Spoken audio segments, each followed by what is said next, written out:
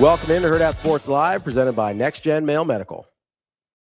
I did want to get to your philosophical question about Brendan Sorsby here, because I was reading some of this stuff yesterday about the affidavit and suing the NCAA to get his eligibility back, and that alone takes some stones. Yeah, it really does. It really, really does.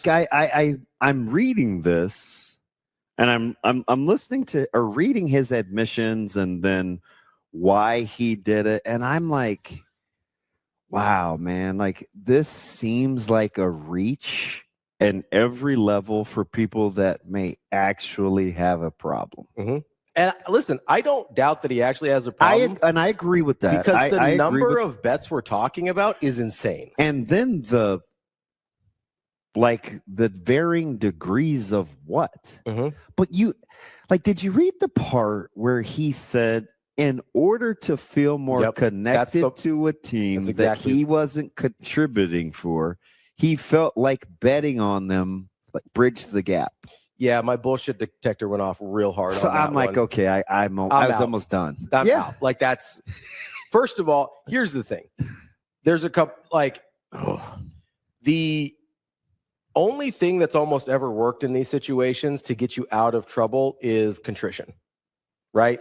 They'll being like, hey, position of humility. This was a mistake. It's not something I do anymore. I was really young. I didn't understand the rules because I wasn't really contributing on the team. It didn't connect with me that I wasn't allowed to do this. Like, I'm sorry. I was young and stupid and I won't ever do it again. Right. That's basically the only way anyone's ever gotten out of these types of situations, whether it's steroids, whether it's gambling, whatever it is. Right. Like we treat Andy Pettit very differently than we treat Roger Clemens.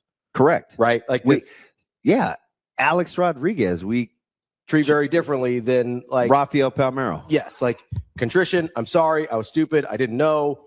Like that's the only thing that gets you out of this. Tim is on a roll. No pun intended. To double down,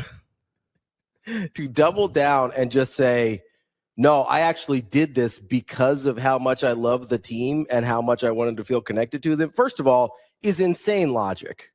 Like it just doesn't, like that's insanity. Second, it doesn't acknowledge the fact, because the other thing that actually I think could have gotten him out of this, especially since he already went to rehab, is, hey, I have a gambling addiction. I'd like to be able to be an advocate for other people that have a gambling addiction. And I think the best way for me to do that is to show that you can come back from it and contribute in a positive way to a team. So here's the thing, though. Like, and I don't know about, I'm not going to talk about whether the NCAA, it would be a horrible look for the NCAA to cave. Like, I think they have to double down and let this thing go to court. Now, I don't think the NCAA will cave. I am worried about the court, especially with the judge. So TK, from a lawyering standpoint, with all the different things that he listed, do they just have to get a ruling on one of those things? Because there are like 7 things in there. It's like, I'm going to put this out there. I'm going to put this out there. I'm going to put this out there. But to say that the NCAA has turned their back because of his choices and it's supposed to be about the student athletes, I don't know if I've heard a more disingenuous argument. No, it's nonsense. I think the only thing the court actually has to rule on is, because there's so many pieces. Can he win one of those alleged mishaps on what it's done to him? So I think I might be misunderstanding, but I think a lot of that part is sort of the public perception PR of it. I think the only thing the court actually can rule on. Come on, Kobe. I think the only thing the court can actually rule on is whether or not the NCAA is illegally keeping him from making money. Yeah, he broke the rules, though. Right. But what we've seen, because the NCAA's rules have been just tattered from lawsuits. What's the difference between he and Deckers? I don't think there is one. I think did Deckers bet on his own team? Never reinstated, yeah. Yeah, so I mean there is none. I couldn't remember if he bet on his own team. Deckers is playing in like the UFL. Yeah, I couldn't remember if he bet on his own team or not as well. Sorsby's about one of the worst ones we've seen in terms of like the number of bets and having actually bet on his own team. I don't see a path forward unless if unless I don't love that the judge is out there with the mascot with the guns up and stuff like that, or pictures on Twitter. So I don't feel great about that in terms of. Well, we saw that happen. Yeah, we saw it in Mississippi. We've seen it in Alabama. We've seen it in Oxford. Like or with Bediaku in Alabama too. Like I don't feel great about how this is going to go with the judge. But if there is any sort, I'm sure there's going to be an appeal. But if there's any sort of logic applied to this situation, you can't allow somebody that's betting on their sport to continue playing. TK, it will likely be a totality of the circumstances analysis that the court will consider everything. That is only if the court says that the NCAA rules against betting is legal. That can't be, though. That's only if the court says that the NCAA rules against betting are legal. So the argument to me would be like there are companies, right, that will drug test for drugs that are legal in certain areas. These dudes are killing me. That I believe get held up. I don't know how often they've been challenged, but that would be because you can't compare this to other leagues because other leagues are collectively bargained. They have the antitrust exemption. We're talking collegiate. So you athletics. have to compare this to like workplaces that don't have antitrust protection from the United States government. Anything that isn't basically unionized. Yes, right. So I have to take this to like a normal workplace to be like, okay, are there rules in place that you can't do things that are legal to do in your workplace? Let me ask you something. What's the difference between testing positive for the NCAA for marijuana in states that have legalized marijuana? So that's the big question here.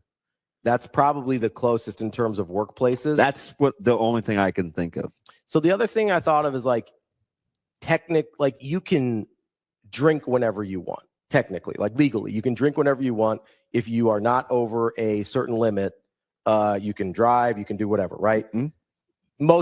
If you drank at work, most places would fire you, right? Yeah. So that's the closest I can come up with, which this is a thing that is, because with the marijuana being federally illegal still, I don't know if that changes things in terms of state by state. Although I do know of a few cases where teachers have not been able to be, but again, they were part of the union, fired because of alcoholism's classification on what it is, and it not being a fireable offense. But again, that's a union, so that's tough. So here's actually a really good example. At a lot of at the Christian universities where I coached, there were things I was not allowed to do that are 100% legal, right? Like if you were unmarried, you weren't allowed to live with a partner of the opposite sex, right? If you were like there were some you couldn't drink at all. There were some you just couldn't be drunk. There were some you couldn't use tobacco, right? Like so I wasn't supposed to smoke cigars or whatever while I was employed by those places. So that would be the closest I can think of where it's like, hey, these things are like living with someone of the opposite sex is not even remotely illegal in any circumstance, but you could get fired from that from one of these universities. Yeah, I guess the thing maybe desperate times call for desperate measures, but I'm pretty disappointed that this would be the tactic because it comes across as disingenuous, and there are people that truly that it's a real problem for it. So maybe if he would have just left it at the addiction component, I could rationalize being like, okay. I mean, to your alcoholism point, if I were his clearly this is a desperation move, right? He's got $5 million on the line. If he doesn't get, allegedly, whatever, pick a number. He's got millions of dollars on the line. If he doesn't get this figured out, he's going to lose out on millions of dollars, right? So I understand the desperation part. The place I would have gone, and you brought it up with the alcoholism, is even though gambling addiction I don't think has the same qualification, I would have tried to draw a parallel between alcoholism and gambling addiction as conditions and said, hey, you can't fire him for this. There's precedent that we don't fire people for these types of addictions or these types of disorders, and tried to make the connection that way. Because at least that seems plausible. genuine. But people have lost their eligibility due to gambling. So, but nobody's sued before. Until somebody sues, you can do whatever you want. Really. Like the NCAA can say you can only wear purple. The NFL has been violating antitrust laws for but years. The government says we're cool. Yeah. Because they went through the proper ways to do that. The NCAA says you can only wear purple, and until somebody sues and loses their eligibility over it, it doesn't matter. You can continue doing it, right? It's the same thing with hey, you can't make money off your own name, image, and likeness. It was totally illegal. Yeah, the entire time. Here though, Daniel, it's pretty much right to hire, right to fire state though. Yeah. I was basically the company. I was pretty disappointed because I think people do generally struggle. For sure. Yes, absolutely. It just seems like a mockery. And I don't know if I feel qualified to draw the distinction of whether he's. I actually do think he has a problem. Me too. But it seems like he's totally gaming the system. Absolutely. Which, again, it was. I mean, my BS detector just went off. Like, it smells terrible, right? Like, it doesn't. Yeah, because I kind of went from like, dang, man, like figure it out to, yeah, I don't like you. Yeah, exactly. It went from, I sort of feel bad because clearly this is something I was you like, struggle with. You know, maybe you got a shot at the supplemental draft. You can talk to teams. I'm like, to all of a sudden, I don't buy anything you said. I think you're just a dumb person and you're trying desperately to get your money back. Like, that's the switch that I made yesterday. And maybe that's not fair. Maybe this is just the tack that his lawyers thought was the best way to get him back on the field, but it makes him look terrible. It's a really, really bad look for Sorsby that they went this way. So that's kind of the stance we're taking, JK. Yeah. He says it's complicated by the fact that football players aren't actually employees, but you do have, the NCAA does have rules. Yeah. And in order to participate, this is what you can or can't do. They actually might have a little more leeway since they aren't real employees. Like, they might have a little more leeway on their rules in terms of, like, when you get hired on as a W-2 employee, you have more rights than you do as a contractor or whatever 100% status that these guys fall under. You're more like a member of a group, aren't you? It's almost like fraternity initiation. Yeah. Yes. Oh, that's a good point. Yes. Because the NCAA doesn't actually pay them anything. And Jimmy Neutron, that's how they won the name, image, and likeness with the video games. Mm-hmm. They were part of a group. Yes. And the NCAA, since they're not actually paying them anything, I don't know how that changes. Like, they're not the employer at any part of the stop. TK, that's a fact, right? Student athletes have less rights. They would have less rights. Yes. Yeah. Because they're not a W-2 and they're not employees of the NCAA. Right? Like, even their contract status is through the university, not through the NCAA. So maybe they could, I mean, you'd almost have. I wonder what the student code of conduct says. He has to have signed it. Sure. Yeah. You mean you have to enroll most places. You know what I mean? Yeah. That would be interesting. It just seems like that would be fairly cut and dry. But I get the legalese portion of it. I also don't, it could also, like, the legalese of it could be cut and dry. And you've got a Texas Tech booster as your judge. So I have no idea how that's going to go. Right? Like, we've seen this in other places already. Yeah. I have no idea how it's going to go when you have this absolute wild card doing guns up, in social media posts, who's actually the one making the decision. So, bang, bang, bang, pew, pew, pew, pew, pew, pew, pew. Now, the NCAA could probably make a case for, if you're betting on your own games, there's a chance that you're impacting that game somehow, even if you're not playing. Like, that you may have some sort, like, you could, racketeering might be aggressive, but like, you might have actual, like, hey, he's breaking the law here, not just our rules. That's why he's ineligible. That would maybe be part of your argument. That's pretty ballsy. Yeah, I couldn't believe it. I was like, this is wild, man. Pretty ballsy. And also, I also think it makes him weirdly less likely to get a shot from an NFL team. Yeah, I don't know what NFL team is going to be like. Oh, yeah, he's taking zero ownership. Let's take a shot on this guy. Right. If you take the total BCD move. Exactly. Like, if you don't take the addiction, I'm getting treatment, all this kind of stuff, like I'm rehabbed type thing, I don't think you get a shot in the NFL. And I think that's where he's at now. Heck of a It's going to be. I mean, it's going to say dice roll, but the guy's already said. I mean, it's just it's a tough game to play. It is. I mean, again, backs against the wall, desperate times, desperate measures, kind of thing. So. Yeah, and I mean, he hired some very high-priced lawyers, so I'm sure their legal strategies are better than mine, but their PR strategies might not be, because it's a pretty tough look for Brendan Sorsby. Interesting. I don't think he's making any friends. Yep, he did. I said that earlier. He did bet on his team. So there is no difference, except maybe he couldn't afford the lawyers that Sorsby can.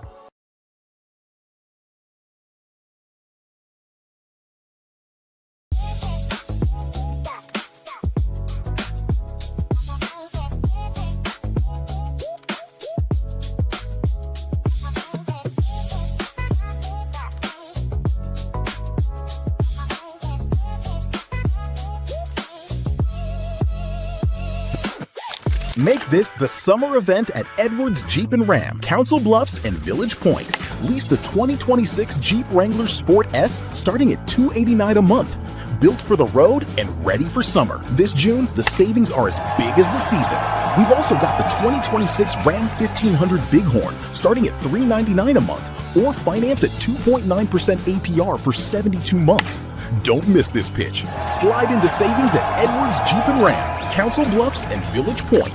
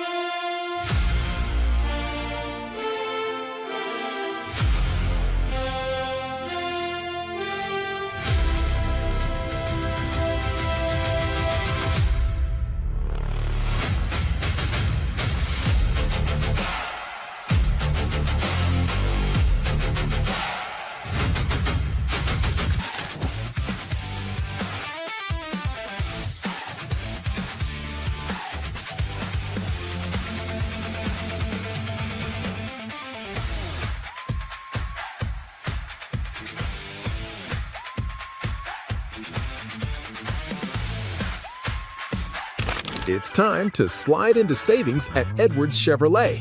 Lease the 2026 Chevy Trax LT for just $349 a month. $0 down with your first payment due at signing. 2 great Chevys, 1 big June event. Slide into a 2026 Chevy Equinox LT for just $399 a month. $0 down with your first payment due at signing. Get to Edwards Chevrolet today. Together, let's drive.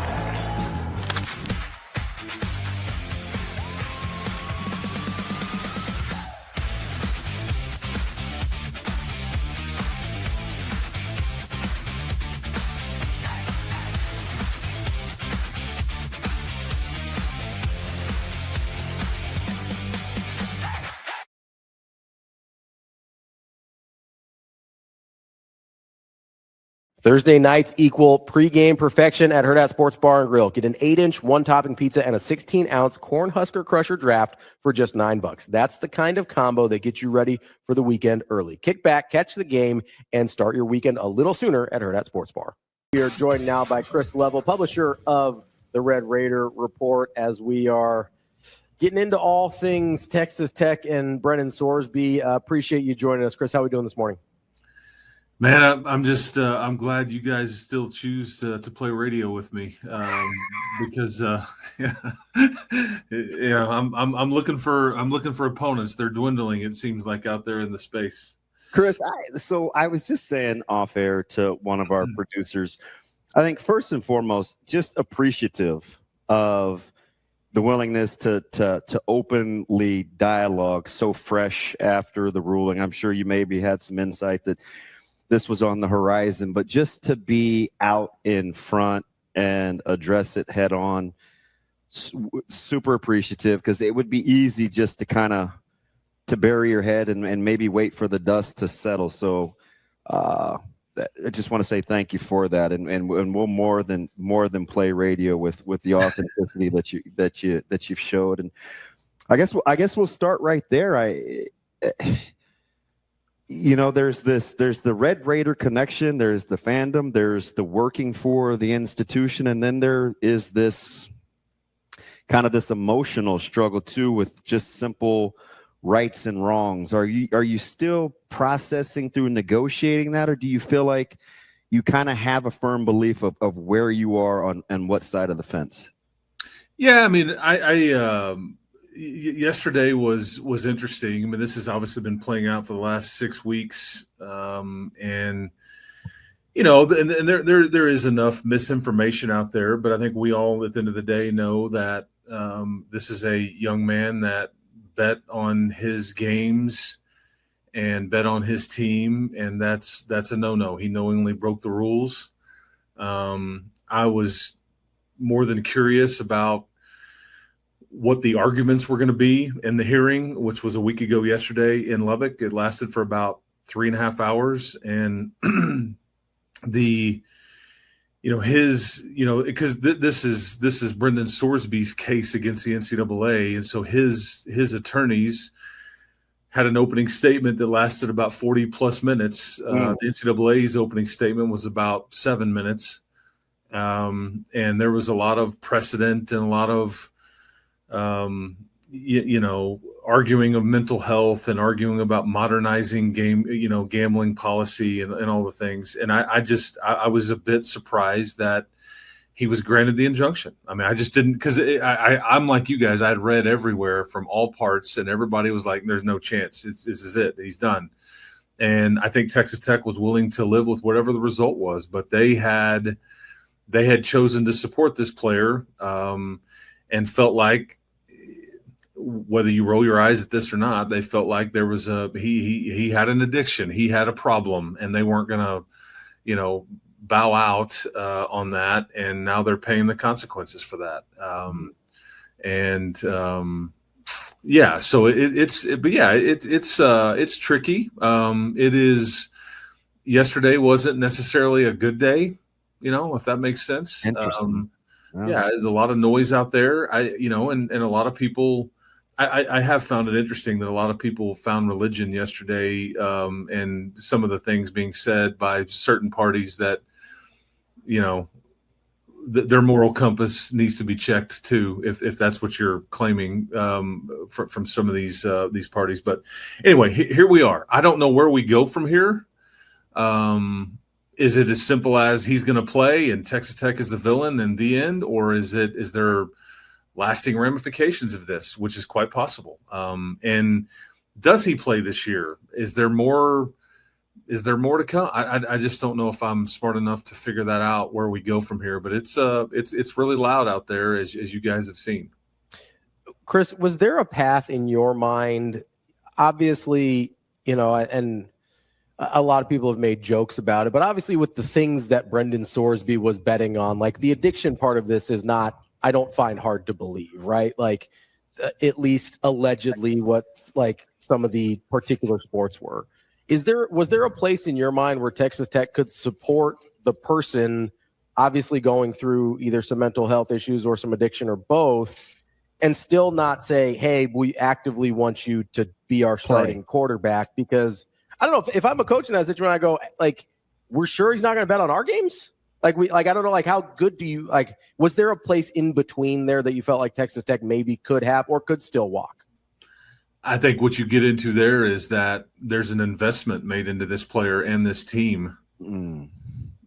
And, so much of the reaction I think you're seeing, if Texas Tech wasn't supposed to be any good, if Brendan Sorsby wasn't any good, I don't know if you would see the reaction. I think that's a fair question to ask aloud. If you were just some middling, Power 4 team but you're supposed to be good, and he was maybe a piece that could make you even better, right? But to answer your question, I see what you're saying. Was there like can you have the best of both worlds? I.e., can you support the athlete and as somebody you took a chance on, and keep yourself out of harm's way? But that would have involved him not playing under what kind of you lined out, and then at that point it's like, okay, what do you do with what you'd promised him salary wise? What do you do with the rest of the team that you know? I mean, it just comes down to investment at that point. But it's a fair question, and I am wondering. It's too late to put the toothpaste back in the tube at this point. But like, do you wish you wouldn't have supported him? Are you digging your heels in even more now? I don't know the answer to that. But you know, and how is the athlete? How is Brendan going to handle all this? I mean, is he seeing any of this out there? Does he care? You know, this is a 1-year player here, and there could be some lasting ramifications. So I think that's probably things that they're pondering right now. Chris, let me ask you something. I'm trying to peel back this thing from the very get-go and the initial kind of case that Sorsby's lawyers were making. And there's this human component that I'm thinking of people that really suffer from addictions, whether it's gambling or alcohol or whatever the vice is. At any point when you're listening to the case being made, and maybe this is personal, or you can start with how you personally felt about it if you're comfortable, or maybe what the general consensus was.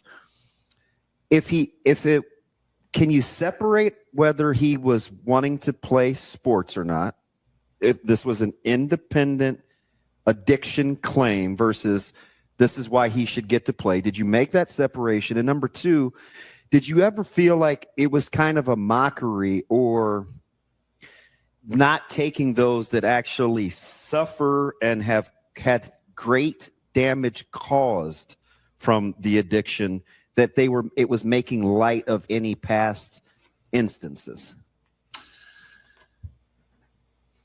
I guess in my heart of hearts, I feel like that when you're betting on Turkish rugby or and you're just like balls and strikes, there's something that's not, that's not right there. I didn't disagree with that part of it, because I think the NCAA was like, he can't just claim addiction. I mean, and that's a fair argument to make as well. What was interesting in the case or the hearing is that Sorsby's camp had information and witness statements or whatever, like he was medically diagnosed by more than one person. The NCAA never disputed this. Mm-hmm. They didn't offer up their own, hey, can we have somebody diagnosed? I mean, they just didn't dispute any of this. So there's that part. But I knew that was going to be, at some level, part of their argument, is that you say you're this organization about mental health and wellness and all these things, but you're picking and choosing, and there's a lot here, guys. I mean, there's a lot here, because you said it, like this is different than alcohol and substance abuse, but they're all addictions. But this has just always been like the holy grail of the no, right? And so I didn't ever dispute that he was messed up, if that makes sense. Mm-hmm. But like the NCAA said, does that mean he should be allowed to play football? And the judge heard the NCAA say, just because he's good at football doesn't mean he should be allowed to gamble. And I don't disagree with that. And it goes back to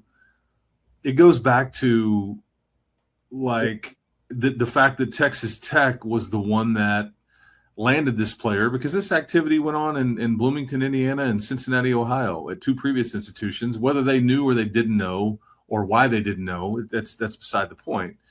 And so I think that at some point you just get into a situation where it's like, we're going to back you, man. We believe in you. Let's just see what happens. And I don't know if anybody envisioned the storm that was headed your way. And it's interesting because everybody's known that Texas Tech supported this player 2, 3, 4 weeks ago. A letter from the president and Kirby Hocutt, the athletic director, and all the things, but nobody had the reaction because I just don't think anybody thought that he would win the injunction, and is it fair, foul, personal opinion where you can separate like the right to play versus the opportunity? They seem to be kind of meshing the message, because you can address the fact that he has a gambling addiction and on one hand, but also say, hey, listen, he broke the rules,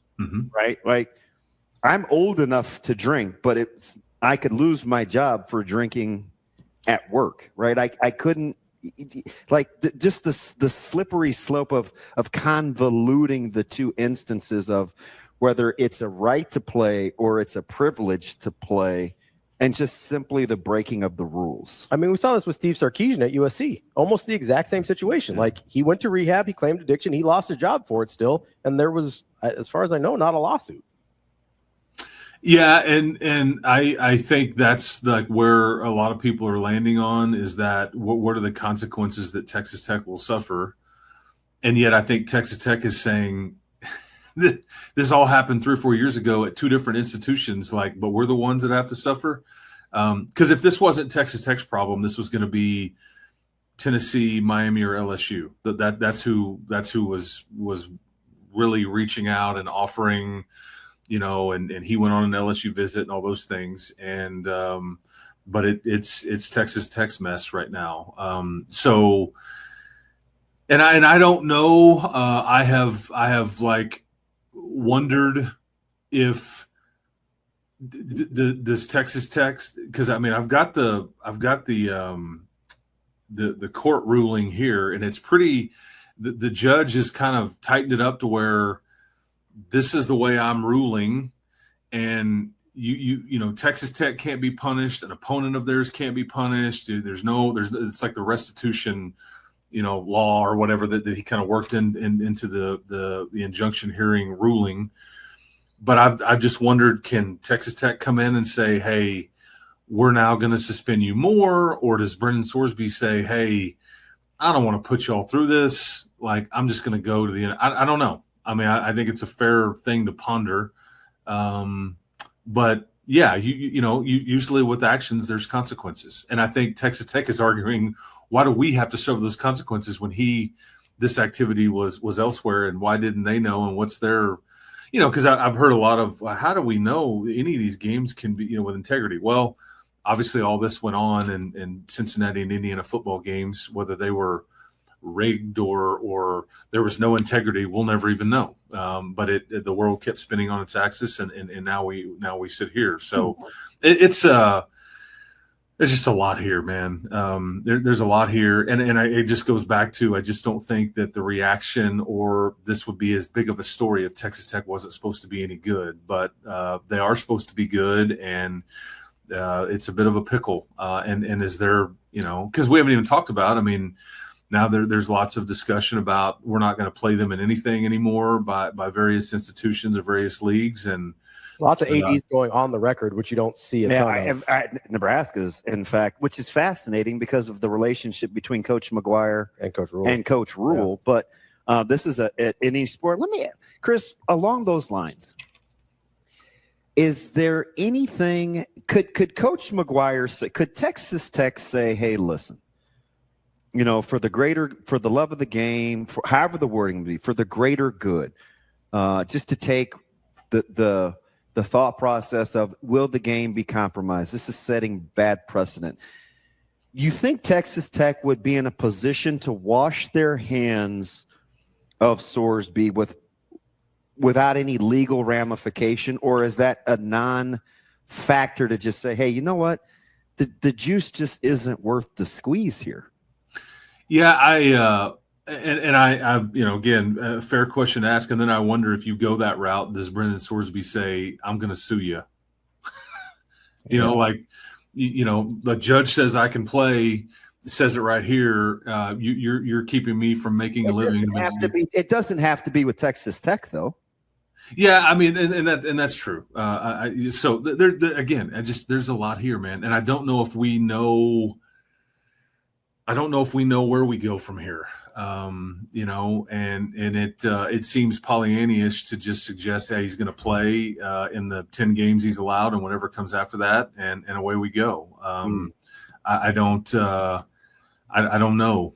I guess. And I learned, I did sports radio for about 17 years, and I learned that it's okay to say I don't know sometimes, because we're in the business of, we're supposed to know, we're supposed to have the intel or whatever. And in some of this, like, I just don't know exactly, but I mean, and this is pretty fresh. Yeah, it is. And I think, I think Joey and the leadership here, yeah, they could step in but I would offer this up too. I think some of the damage has been done. If that's your point of view, I think it'd be hard to. You said that you would back this player, and you can't really not back him anymore, or why? Because the heat got turned up a little bit. I mean, that would seem to be what kind of message you send into your locker room, like when you do that too. Like, we had your back. The greater good of the game, I think, is the message. Yeah. Right. And I think that they knew all along that there was a possibility that, everybody did. I mean, like, none of this reaction was out there at all when there was a possibility that he could have won the injunction. But it was, once he won it, it's like, okay, now we're going to, whether you're on tech side of thing or any of the reaction that we've gotten. But we're also smart enough to know there's a lot of bad that's gone on in sports and in college sports and on campuses. And there's a lot of scandal that has gone on that we could argue greater good of the game. I mean, look at the national champion from a couple of years ago. I mean, was the greater good of the game to boycott them and, like, hey man, they're cheating, they're stealing side. I mean, it's where everybody wants to land on it. So I certainly get the criticism. It is fresh. I don't know where we go from here, but it's certainly going to be anything but a dull fall around here. That's for sure. Chris, can I make the argument that in order to support Brendan Sorsby, the best thing for him is probably not to continue playing football, considering what his issues apparently are? And yet the judge ruled the exact opposite. Well, what the judge ruled was that by banning him from playing football, he was being done irreparable financial harm. His mental health, and I mean, it goes to the detail, like, he needs to be around football and coaching and all those things. But then I just get back to, I guess you could say, you're allowed to play football, you just can't do it here. And then I just think you're going to get into a legal potential situation there. So again, I'm not smart enough to figure that part out. But yeah, you can. I'm sure you have everything in the toolbox if you want to go that route. I just don't know, because if you were going to do that, why didn't you already do it? Well, that's because it's not about, I mean, my argument would be because it's not actually about his mental health or anything like that. It's about winning football games. Yeah. I mean, that would be the argument of that, why they haven't done it yet. Yeah, I mean, and I think they legitimately feel like he's got a problem. So anyway, it's I don't know. Let me ask you something, because you work with multiple sports. Is there a legit concern from inside the walls that scheduling will be very, very difficult? Oh, I think that's a like, I know that that's going to cost a lot of money. Like, how that could play out foreseeably, like if you're just weighing like risk reward and the juice being worth the squeeze, the scheduling conflict, if in fact it comes to fruition, fiscally is going to be a problem.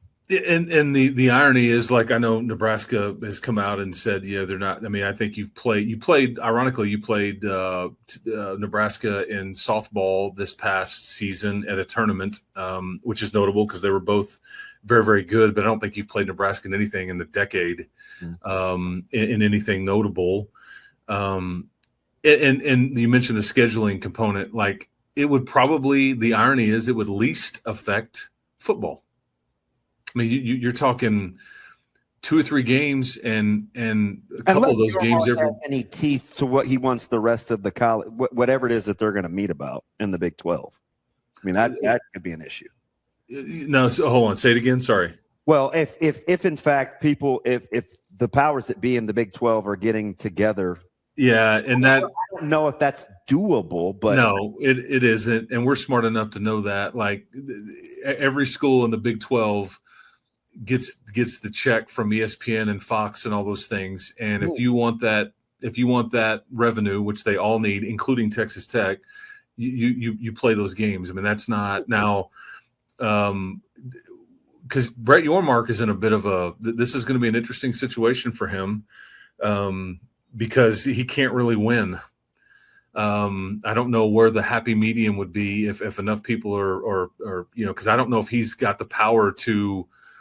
Does he have the power to come in and suspend? Does he have the power to come in and punish? And Texas Tech is going to say, so are you kicking us out of the league? I mean, this is a whole big thing that could, but not. I mean, I can see the SEC or the Big Ten or certain institutions saying we're not going to schedule them in anything, but the Big 12, that's a toothless argument in me, just because of the economics and the way that the media rights deals are written up. Mm. That is Chris Level, Red Raider insider and publisher. Chris, we appreciate the time. Appreciate the willingness to. That's a big deal. Well, I appreciate you guys. And sorry if I didn't have enough of context for what you were looking for, but we're trying here, and it's one of the biggest stories that really in sports, much less college sports. And anyway, so you guys keep hope alive. Enjoy the rest of your week, and we'll talk next time.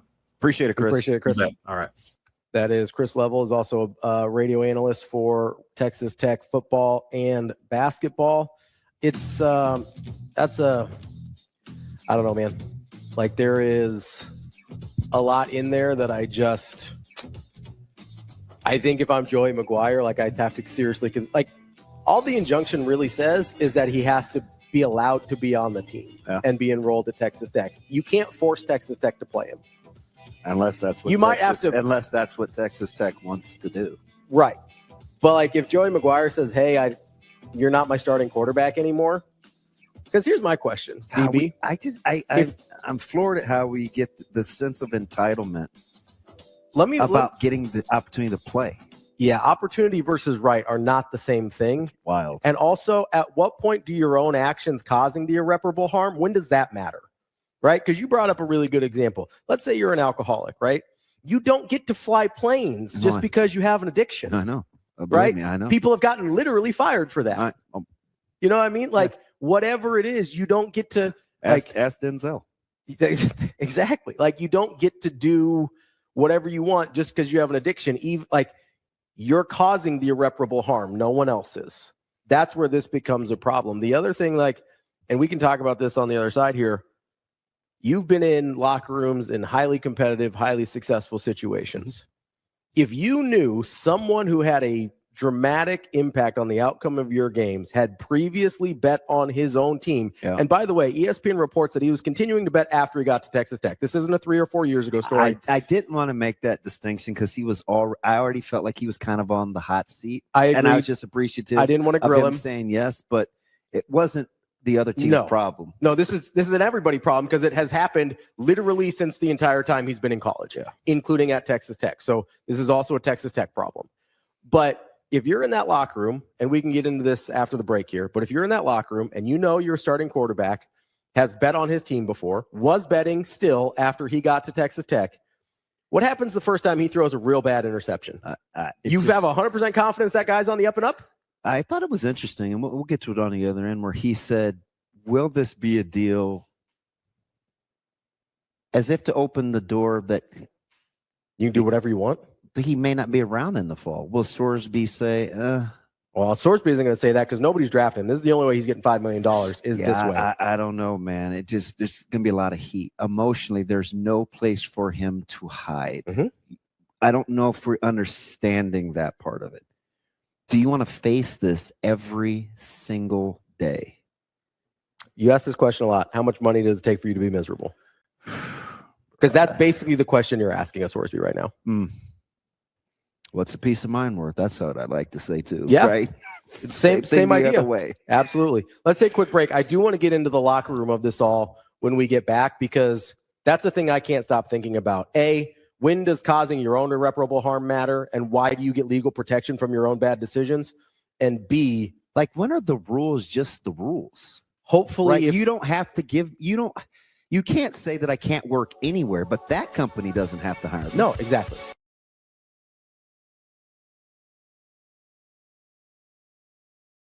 The Kia Summer Sticker Sales event is on at Edwards Kia. Lease the 2026 Kia Sportage Hybrid S all-wheel drive starting at $299 a month. Edwards Kia is on a winning streak. This June, the savings are as big as the season. We've also got the 2027 Kia Telluride S all-wheel drive starting at $469 a month. Don't wait. Slide into savings with the Edwards Kia Summer Sticker Sales event.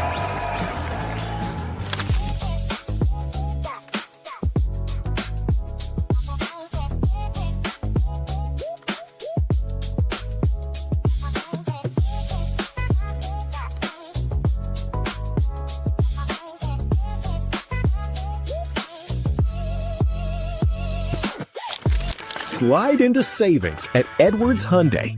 Finance the 2026 Hyundai Santa Fe at 0% for 72 months. This June, the savings are as big as the season. We've also got the 2026 Hyundai Kona SE all-wheel drive. Sign and drive starting at $287 a month with 0 down. Don't miss this pitch. Slide into savings at Edwards Hyundai.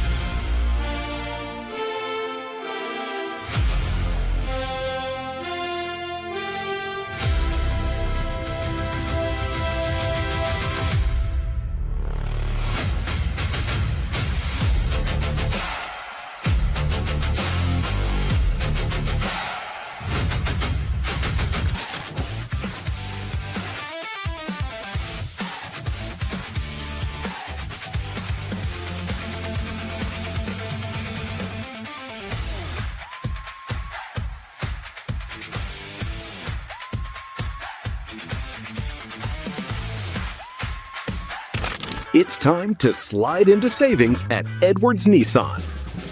Lease the 2026 Nissan Rogue Platinum starting at $379 a month, a platinum lease worth driving home. This June, the savings are as big as the season. We've also got the 2026 Nissan Pathfinder SV starting at $399 a month while supplies last. Don't miss your pitch. Slide into savings at Edwards Nissan.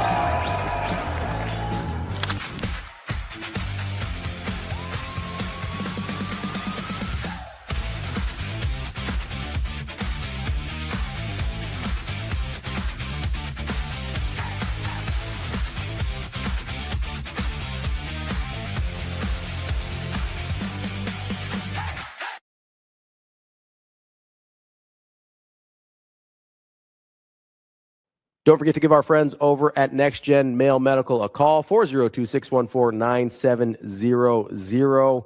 You know, it's kind of those dog days of summer. Maybe the kids are home. Maybe you're not feeling as energetic as you want to. Maybe you want to, look a little better before your vacation. They've got you covered no matter what you're looking for. If you're not feeling your best, Next Gen Male Medical probably has the answers for you. Whether you're male, female, whatever, they've got you covered. 402-614-9700. From cutting-edge peptide therapy, weight loss, testosterone or hormone replacement, NextGen is the place to go to get you feeling your best. 402-614-9700. We really appreciate Chris joining us. Yeah, that's a tough deal. That not only does he run one of the recruiting sites for On3 there for Texas Tech, he also works for the university in his radio analyst job for basketball and football as well. So we appreciate him joining us. That's not an easy interview, and certainly one he did not have to take. But I do think there's a lot in there that and maybe this is a moral, philosophical question more than anything, and not that that's ever stopped us before.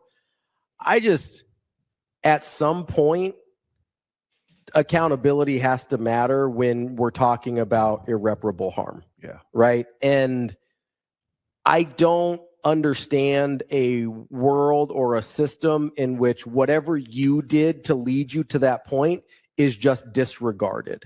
It doesn't really matter if it's addiction or just bad decision-making or anything else.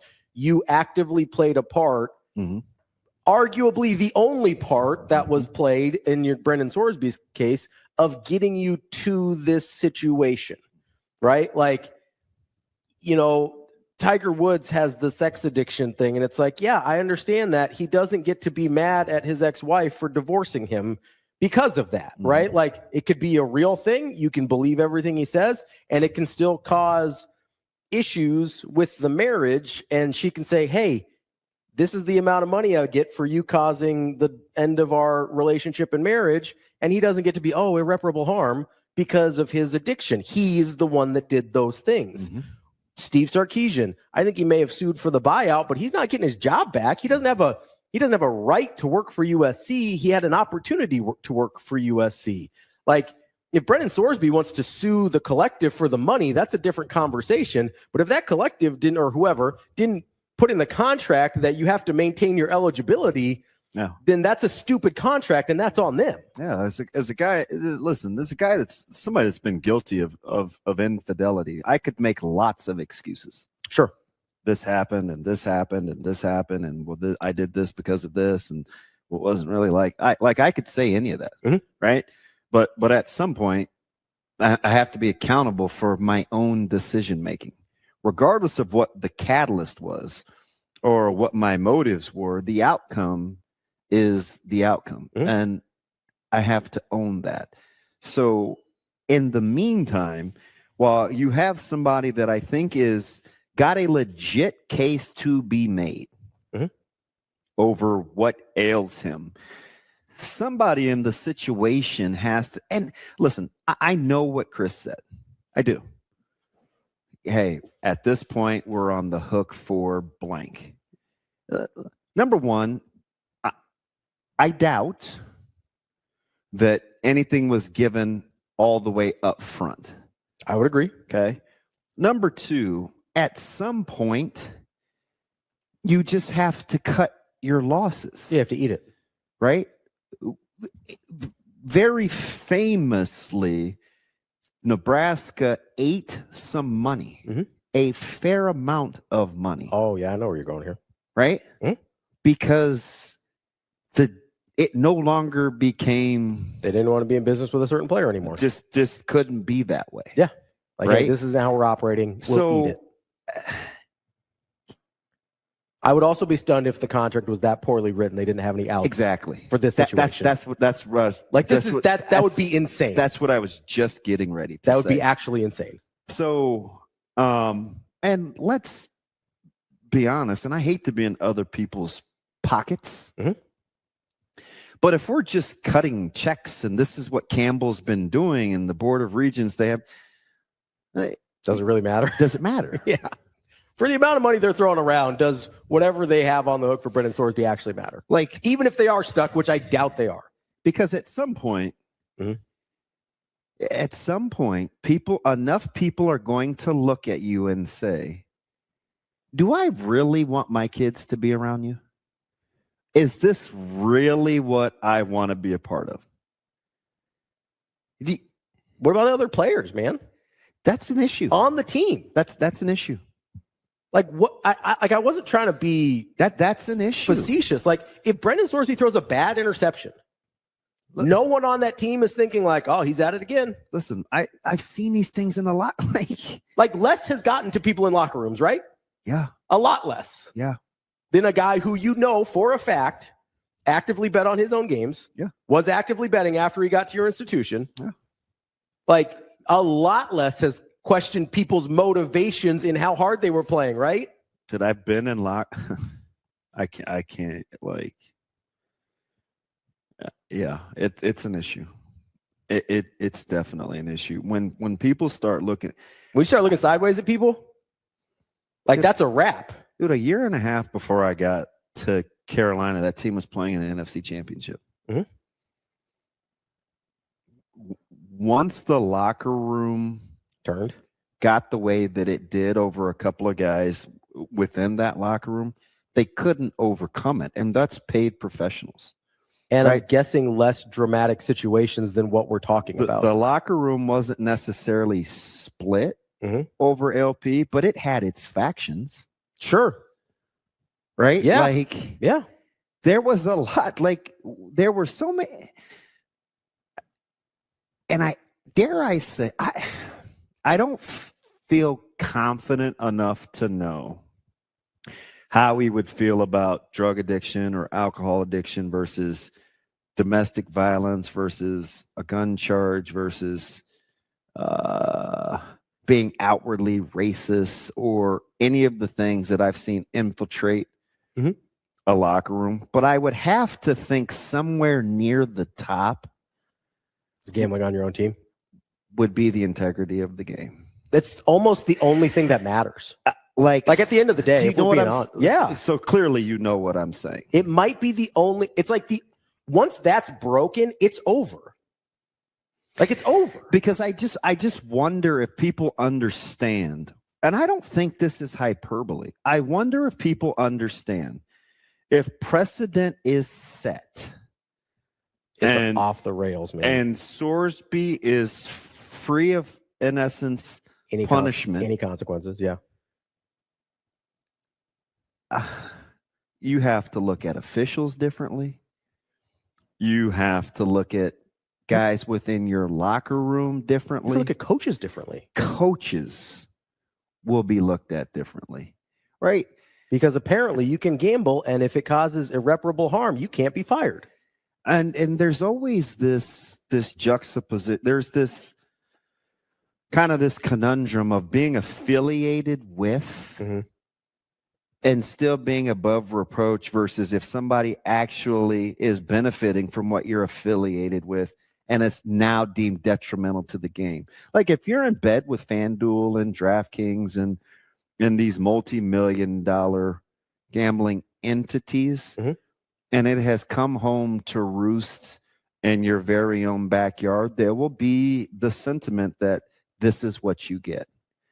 But it doesn't mean, and hear me on this. Yeah, I'm here. I'm listening. It doesn't mean that you should condone the behavior. You still have to operate within those parameters. It would be like me telling you that because I live near, I don't know, X amount of liquor stores, it is their fault that they are in close proximity to me to stay gainfully and to stay in the money-making business.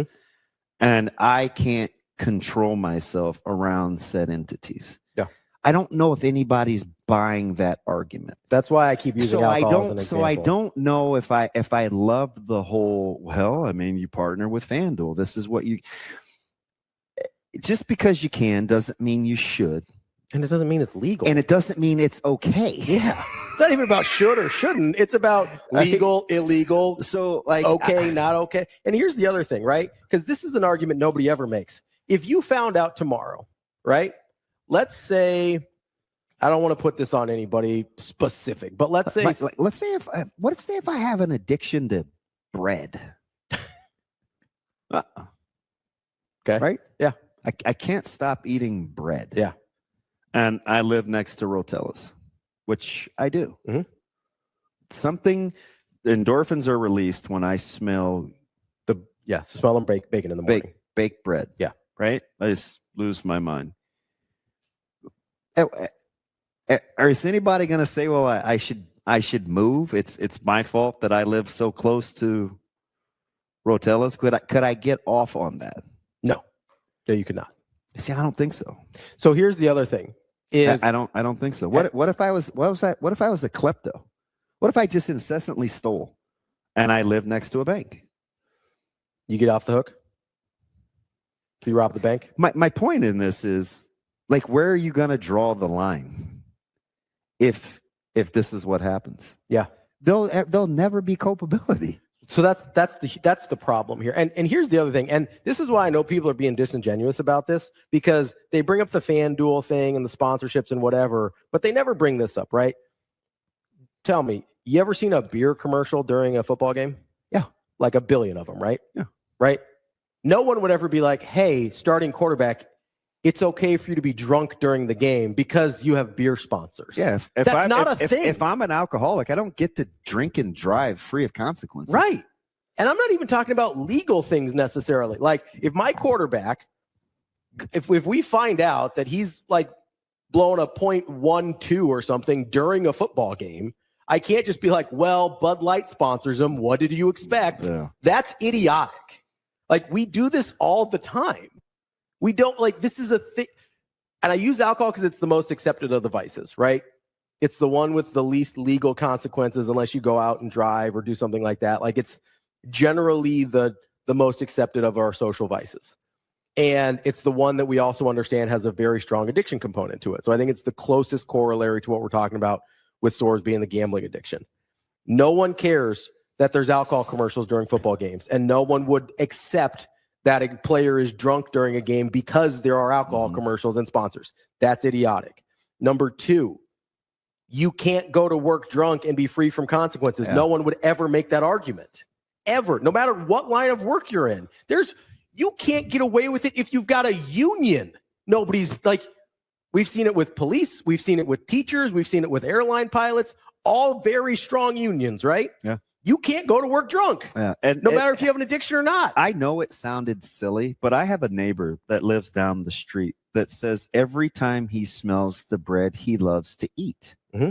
Like there's just this component. And I'm just saying, like, if he was ever just like morbidly obese. Yeah. Is there a case to be made there? No, there's not. Not at all. Not even a little bit. I can't tell, to be honest.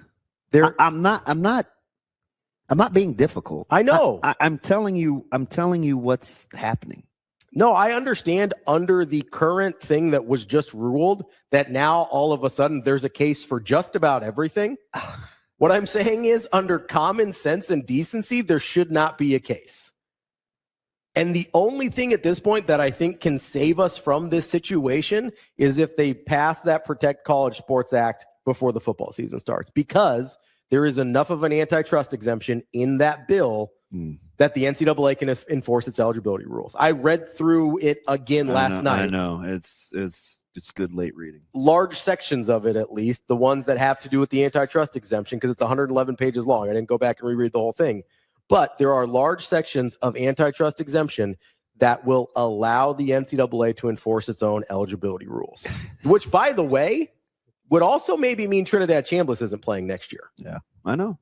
So keep that in mind. But the one that I care about is Sorsby, because Chambliss, whatever, that's a eligibility football argument. This is a integrity of all of sports argument. Because this doesn't stop with college football and Brendan Sorsby, by the way, because now all of a sudden, well, why doesn't Jonte Porter have a job in the NBA anymore? Mm-hmm.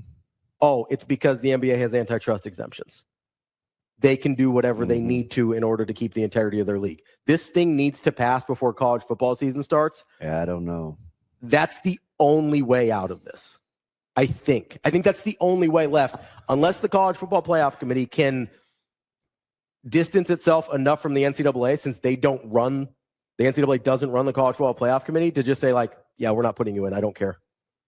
And like, would Texas Tech really be like, hey, here's more money in hopes that you're all of a sudden that you don't get better, that you're better? Yeah. And also, I'm going to be honest with you, even if he has a real addiction, which, again, I think it's plausible that he does based on his history, I find the timing of his rehab stint really suspicious. Yeah. Like, that makes it feel I just don't. I know some people that struggle, and I really struggle. Mm-hmm. And I think they're looking at it as like kind of making a mockery of I would agree. real issues. Because if this thing wasn't about to leak, do you think Sorsby ever goes to rehab? No.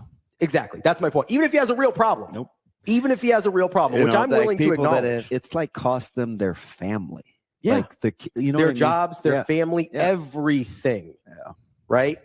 And this dude is doing this. I think the rehab thing was a show, even if he does have a real addiction. I think the rehab thing was a show because he knew it was about to leak. I think the only path forward is we need that bill to get passed like ASAP.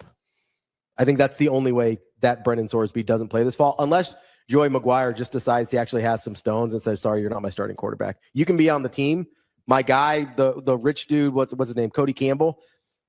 He has to pay you. That's fine. You're not getting a snap this season. I don't care if I have to run Wildcat because all of my quarterbacks are hurt. Mm-hmm. Like if Joey Maguire is the person we've been led to believe he is from an integrity standpoint, that would be the move. And if he says, if I lose my job, I lose my job. Is it? Because they'd have to fire him with cause. He'd get paid out, or without cause, he'd get paid out. Well, no question. So, like, if Joey Maguire is the person from an integrity standpoint that we've been led to believe he is, he should just say, hey, Campbell, a lot of eyes are on him. You can pay him. That's fine. Judge, you can say he's cleared to play and I can't kick him off the team and the NCAA can't suspend him or anything like that. That's fine.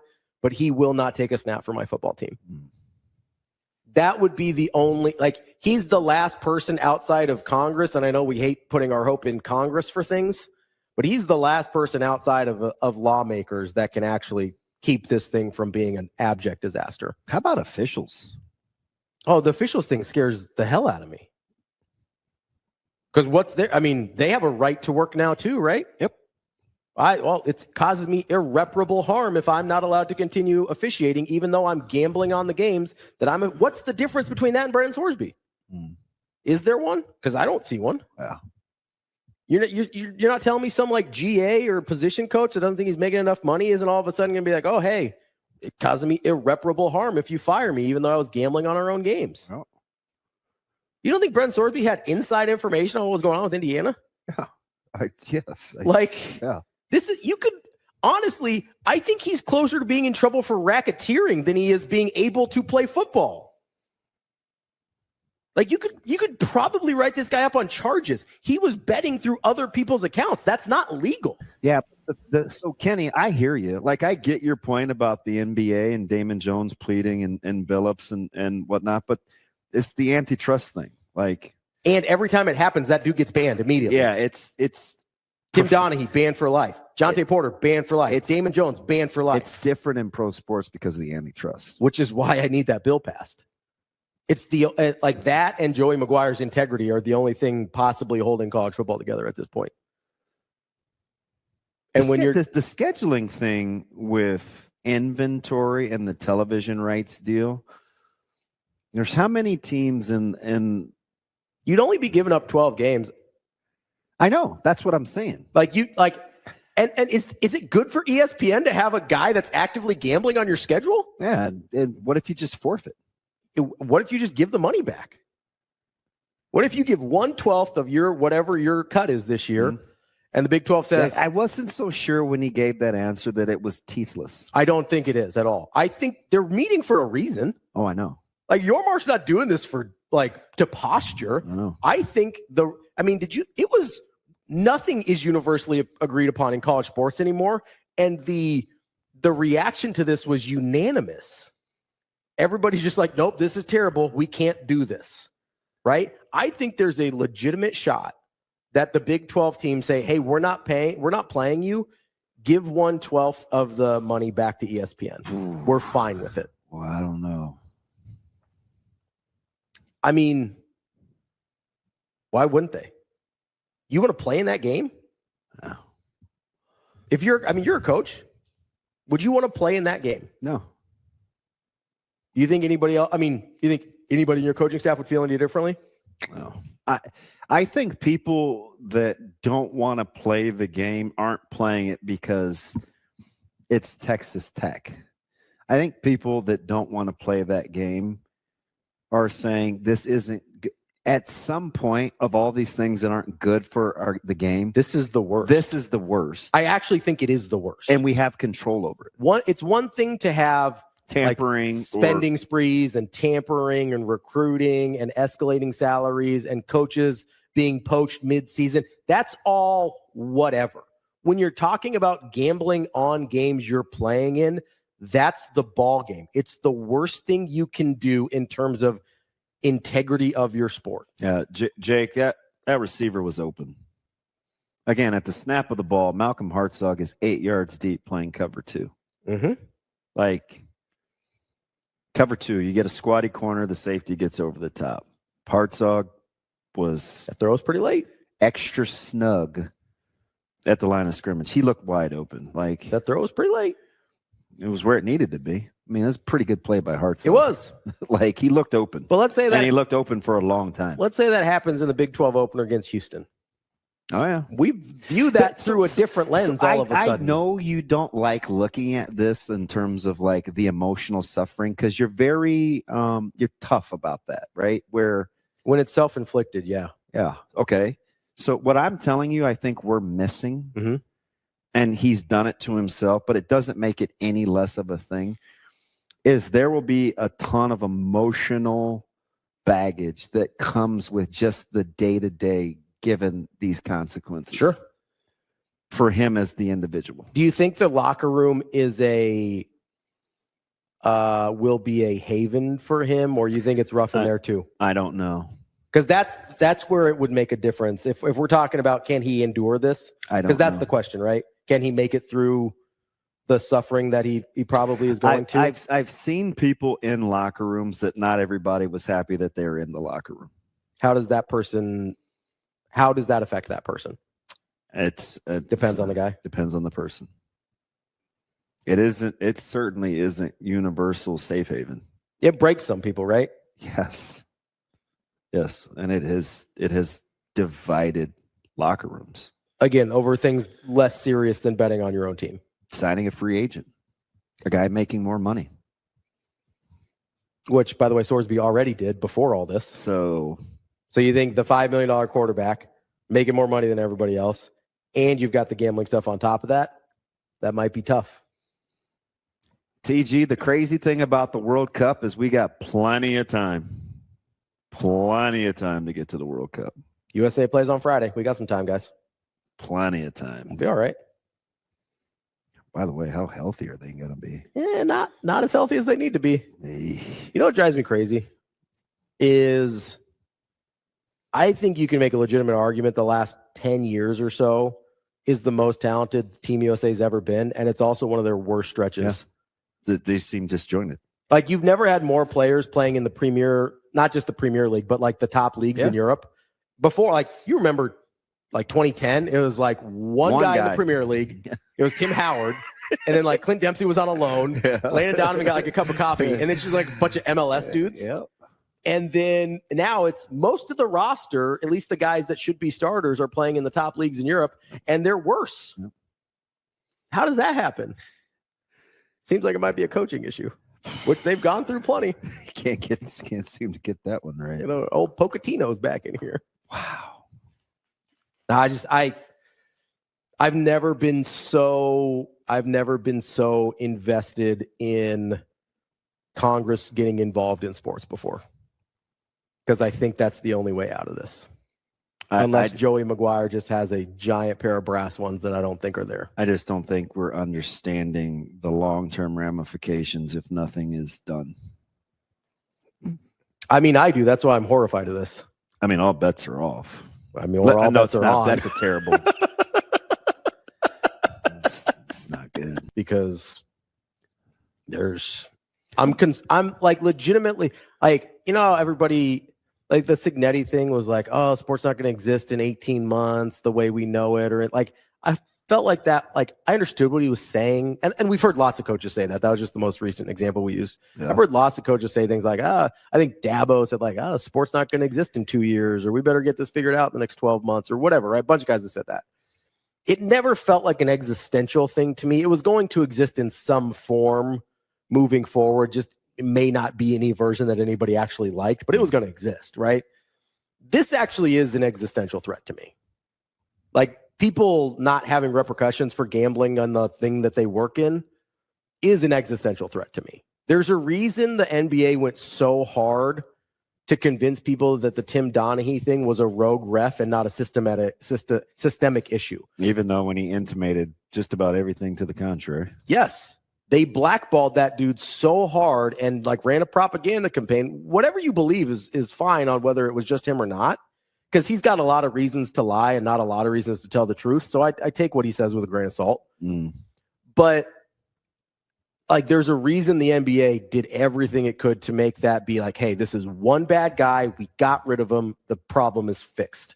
Because if you don't, your game is over, right? We hear it enough with the NFL, and like, you know, most people are kind of tongue in cheek with, oh, the games are scripted or whatever, and it's rigged, and oh, the script is crazy this week. Like you kind of, you know, you get the fixed thing a little bit, but mostly it's tongue in cheek. Once that becomes a real concern for your league, it's a wrap. You're done. Because guess what? All those, like, nobody wants to gamble on your sport when they think it's fixed. Nobody wants to, like, that's part of the reason that boxing struggled so much after a certain time period. Like there were a lot of factors, but part of it was people thought it was crooked. People still think it's crooked. And for a long time, they weren't wrong. There was a ton of mob money in boxing for a super long time. And boxing used to be the biggest sport in this country. Yeah. And it's not anymore. It's probably, I don't know, 10th. Yeah. Like it's way down the line. And for not in small part because you couldn't trust the results. Did you read Kirby Hokut's response? I did, yeah. He says, I should just send it to the guys, but you can read it. I can read it. Yeah. As we've said before, we do not believe that the circumstances of Brendan's case warranted permanent ineligibility. As he returns to our football program, we remain committed to supporting Brendan's recovery and ensuring his compliance with the court's order. A comprehensive support structure, including clinical care, monitoring, and compliance checks, will remain fully in place for the duration of Brendan's time as a student at Texas Tech. And the people following it up, this is from Brett Baker. He says, imagine being so stubborn that you'd risk your employer's name and reputation for an individual recognized by law as an adult who knowingly, willingly, and repeatedly broke clearly defined rules. So much for no one person is more important than the team.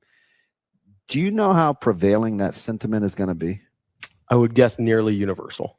Yeah. Pete Thamel, just 17 minutes ago, sources, don't expect any immediate action from the Big 12 on the Brendan Sorsby ruling. The Big 12 has defined a process to address it, which begins with an AD call today. The Big 12 Executive Board will meet Thursday to discuss its options. That Executive Board call will likely be followed by a full Big 12 Board call sometime early next week. Could the conference suspend Sorsby? I don't think so. Because I think that they can. I don't think they can. So the wording of the injunction is that basically it's the opportunity to, right? So the opportunity to be gainfully employed. So the way I read it is that the NCAA, and I think by extension the Big 12, but I don't know how separate the Big 12 is from the NCAA. So that's where it gets a little fuzzy here. The NCAA can't do anything to impede his ability to play. Like their hands have been tied. I think technically afterwards they could vacate the wins if they win the appeal after the season, but that's a different thing. If the Big 12, if the court considers the Big 12 tied directly to the NCAA and not its own entity, then they can't suspend him. If they decide it's not, that's why I brought up the college football playoff thing. Right. Because the college football playoff thing is its own entity. I get it. if the Big 12 is considered the same thing legally speaking, and there's no official tie legally to the NCAA, then yes, they could suspend it. But I don't know if they are or not. Jimmy Neutron, what were your thoughts? I think that you can, because like if you think of how like this, and I understand where you come from, Ravi, where it's like the head of the snake is the NCAA and then the trickle down from there. So you have basically like the sub, if you want to say like it's a sub corporation, whatever, and kind of work your way up from there. But if you are saying that he's ineligible within Big 12 play, that he's eligible as an NCAA like player or whatever, but he's not eligible to play in Big 12 conference games, there may be a way to like subvert that and say, well, you're not eligible within our conference rules or whatever. You broke a conference rule that you're not eligible to be able to participate in games. Yeah, I would. I'd be interested to see. I'm sure that they'd get sued for it. Like I'm sure there would be another lawsuit. Yeah, we'd probably just end up in the same circumstance, right?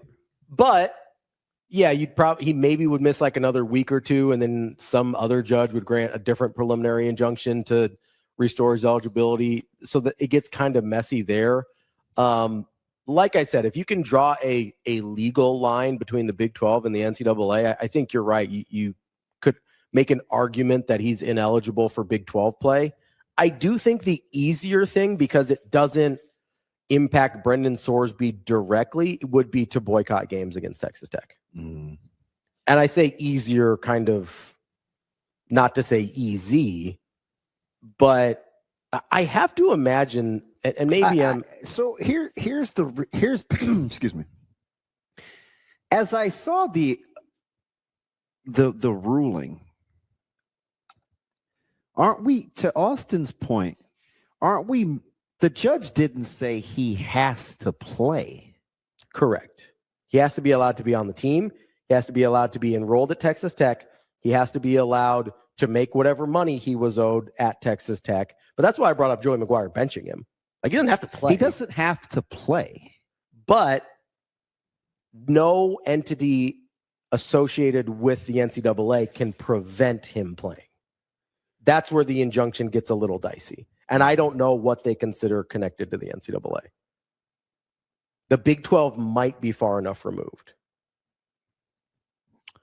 But honestly, I think as long as he gets paid, you can do whatever you want. That's kind of what I'm thinking. Yeah. But is there, like, once the Big 12 says, oh, yeah, you can pay him, he just can't play, I don't know.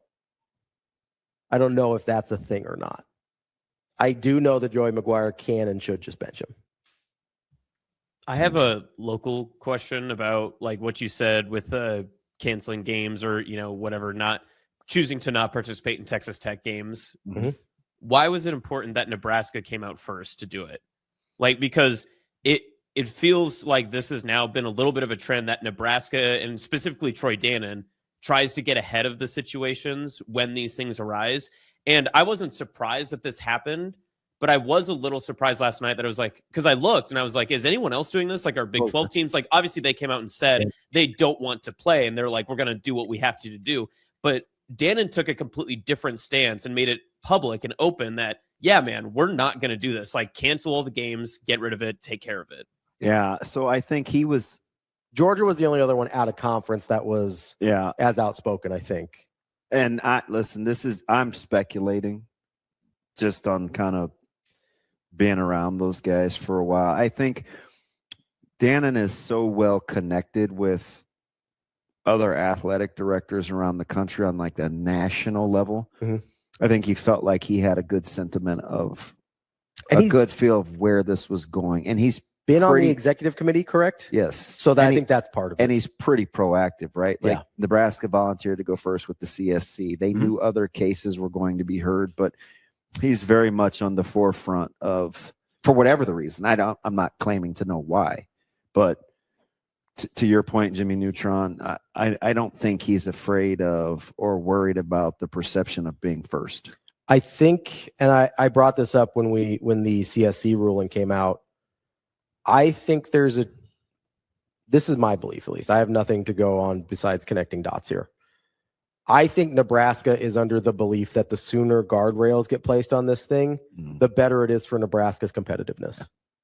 And so, across the board. yes, Right. all CSC, sports, yeah. all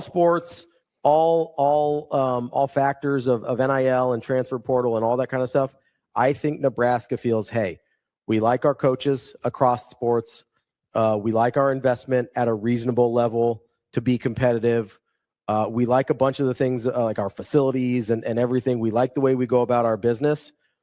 If people are allowed to go and do things totally unchecked, that's probably not a world where we can be as competitive as we want to be.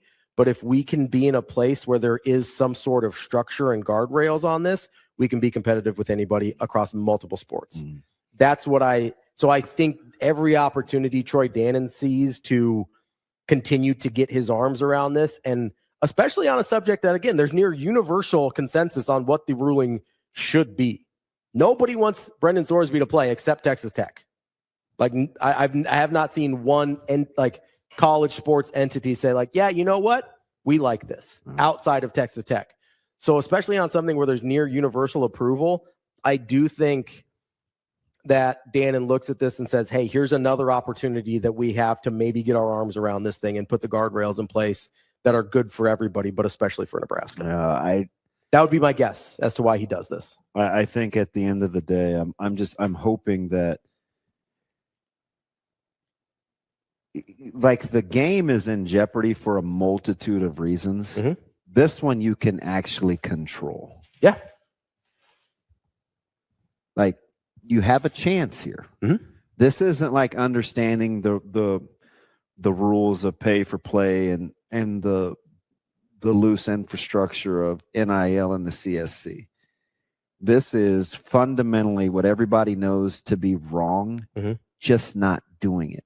Because if you allow it, you're basically saying we're going to look at every outcome of a game with a very critical eye. A little sideways. And listen, we've had him on the show. I remember when he came out with his Lakers book, Showtime or whatever. We've had like guys like Jeff Pearlman on, and he can be a little curmudgeon-y, and he's very anti-gambling. He's one of the, hey, if you invite FanDuel into your house, don't be surprised. Right. And he just recently said, listen, somebody's going to lose their life.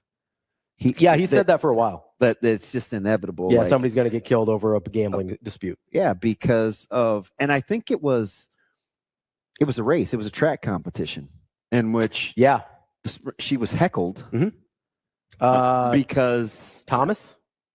No. Yeah, was it Gabby Thomas? Yeah, it was Gabby Thomas. Yeah, because she needed to lose in order for the guy to hit the third leg of his parlay or something like that.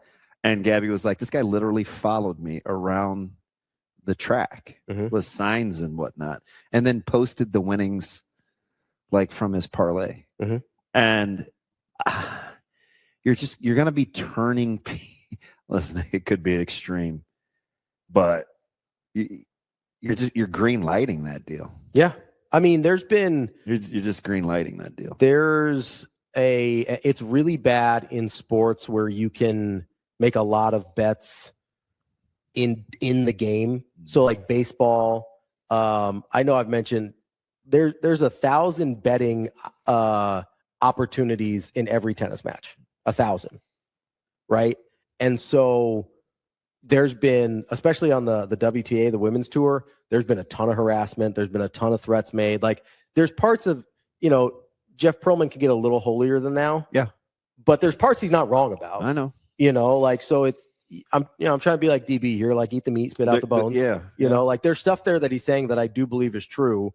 And if you're in and let's not forget, and to his credit, he's like that with everything. Just about everything. Yeah, no, very consistent. That's why I can deal with it, right? Like, the things that I dislike, it's inconsistency and logical, like inconsistencies and things like that. Like if you're consistent, I can at least probably figure something out from you. But like, we haven't even talked about guys.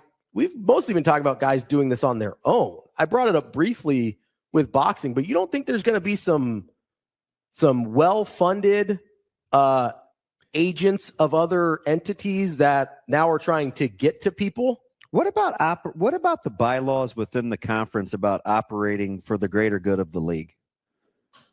Like those articles are real. Yeah.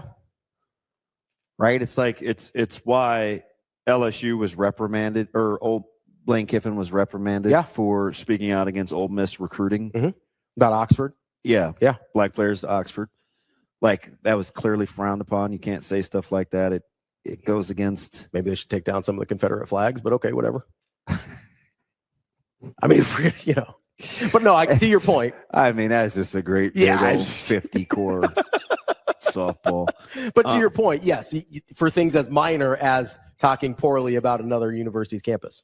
Right? Where, how is that good for the league? It's not good for anybody.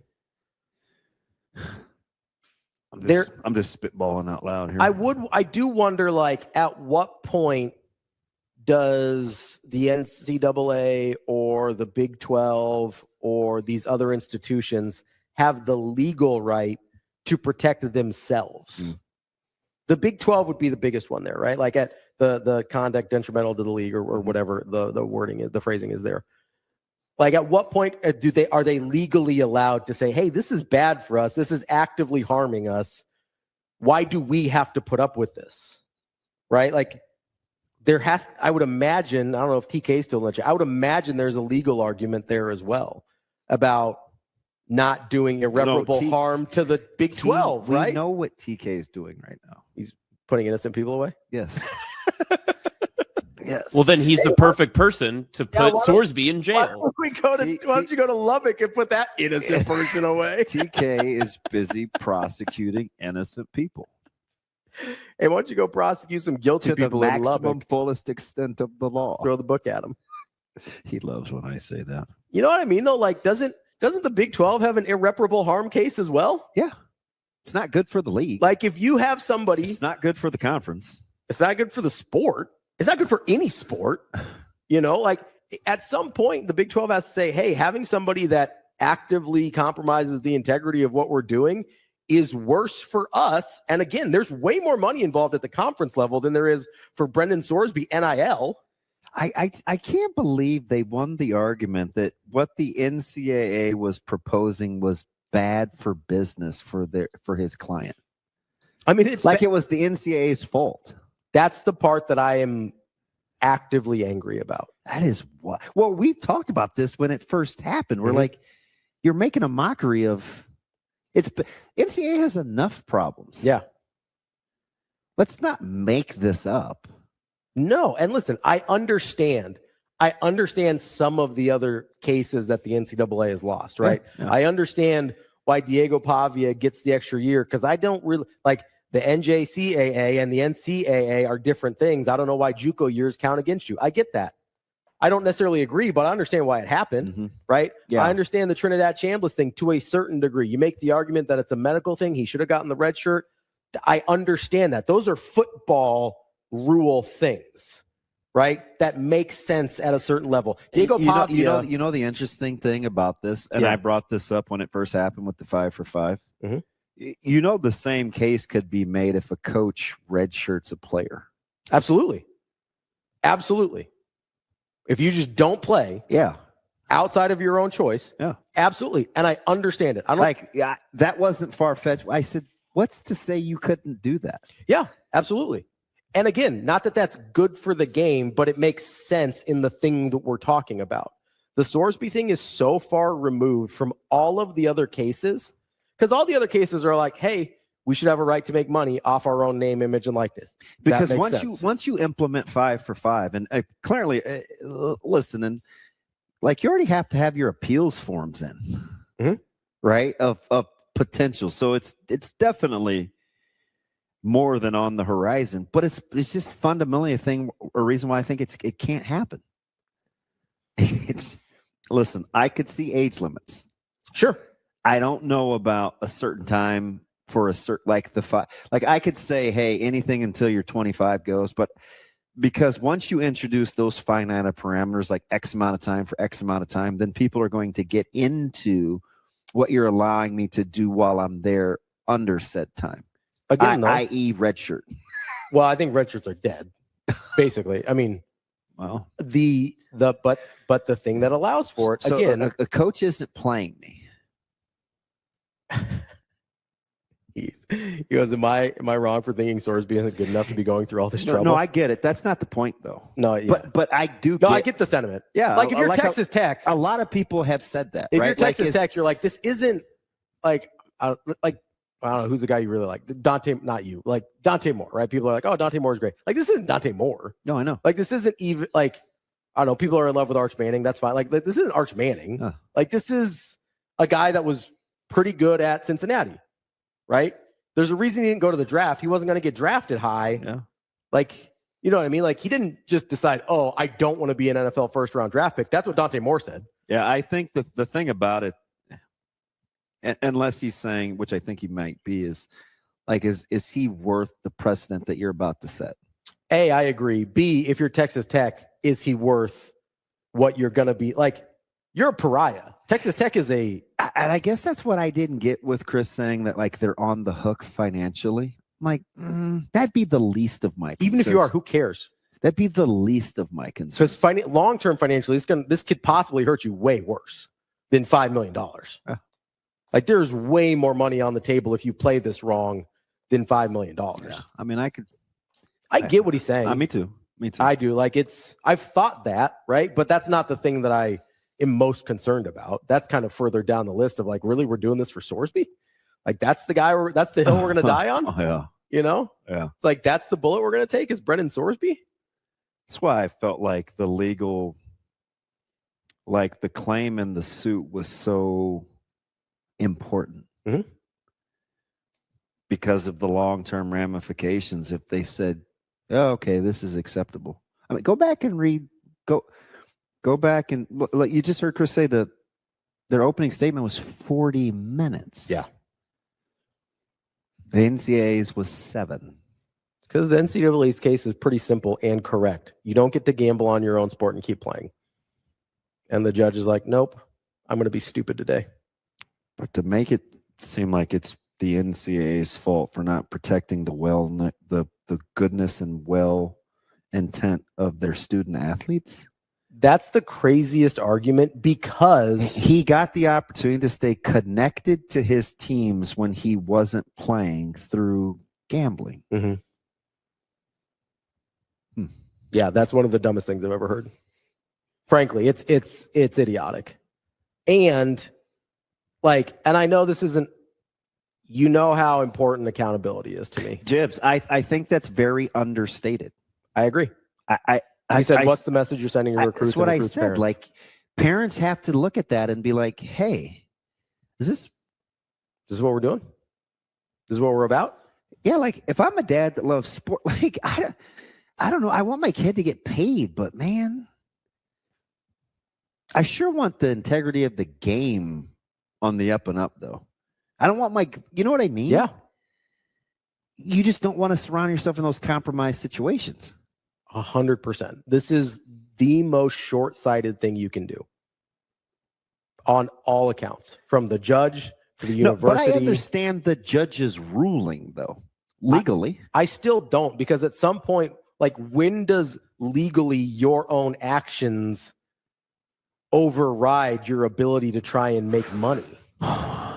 That's the thing I can't get over from a legal standpoint. I understand it. This isn't like, when do you draw the line? At what point is it like, hey, you put yourself in this position?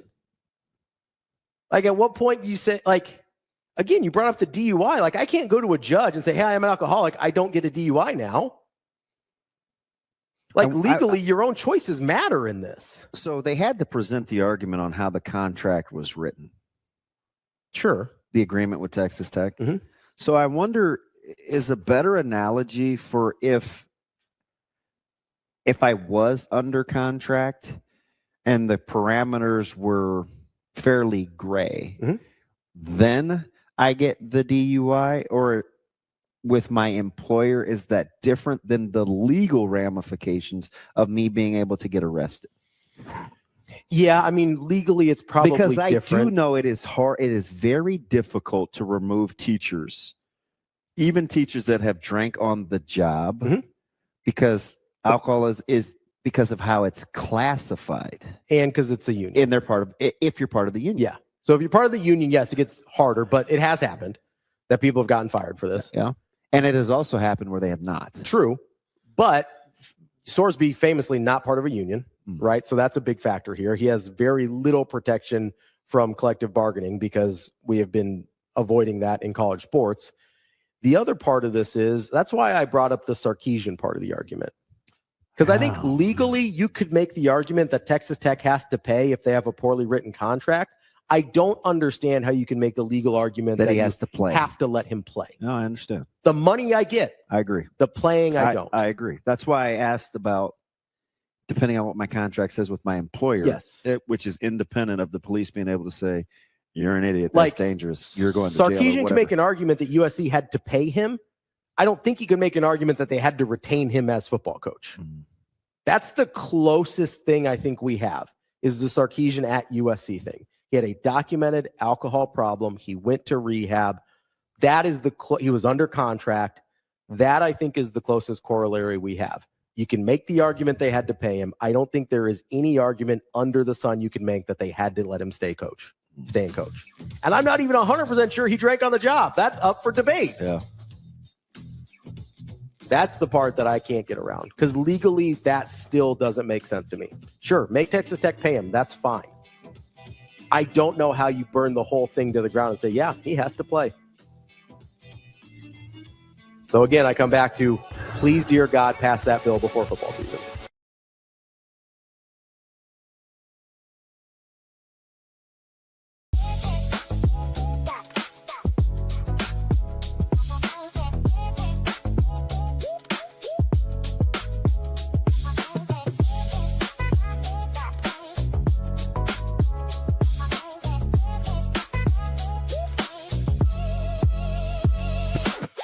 Make this the summer event at Edwards Jeep and Ram, Council Bluffs and Village Point.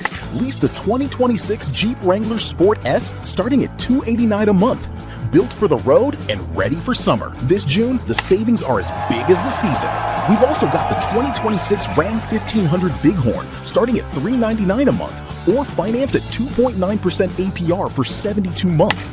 Don't miss this pitch. Slide into savings at Edwards Jeep and Ram, Council Bluffs and Village Point.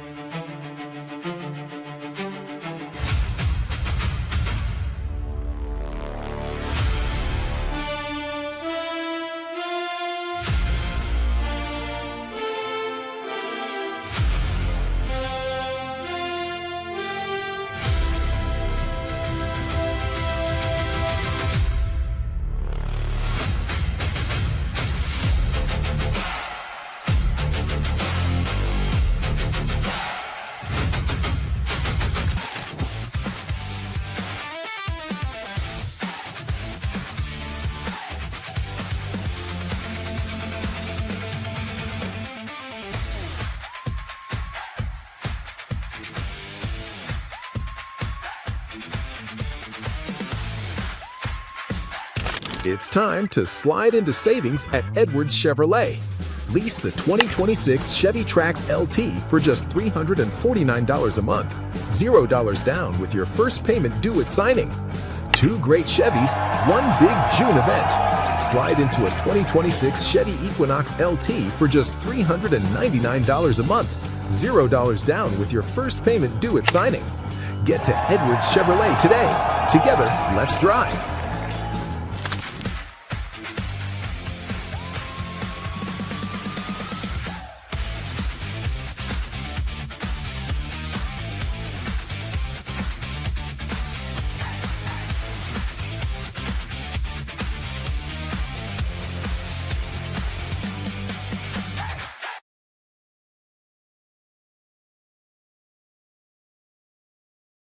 I've made a lot of good decisions in my life. Perhaps the best lately is just being a part of what Next Gen is doing. From testosterone to peptides to hydration, just to overall health and well-being.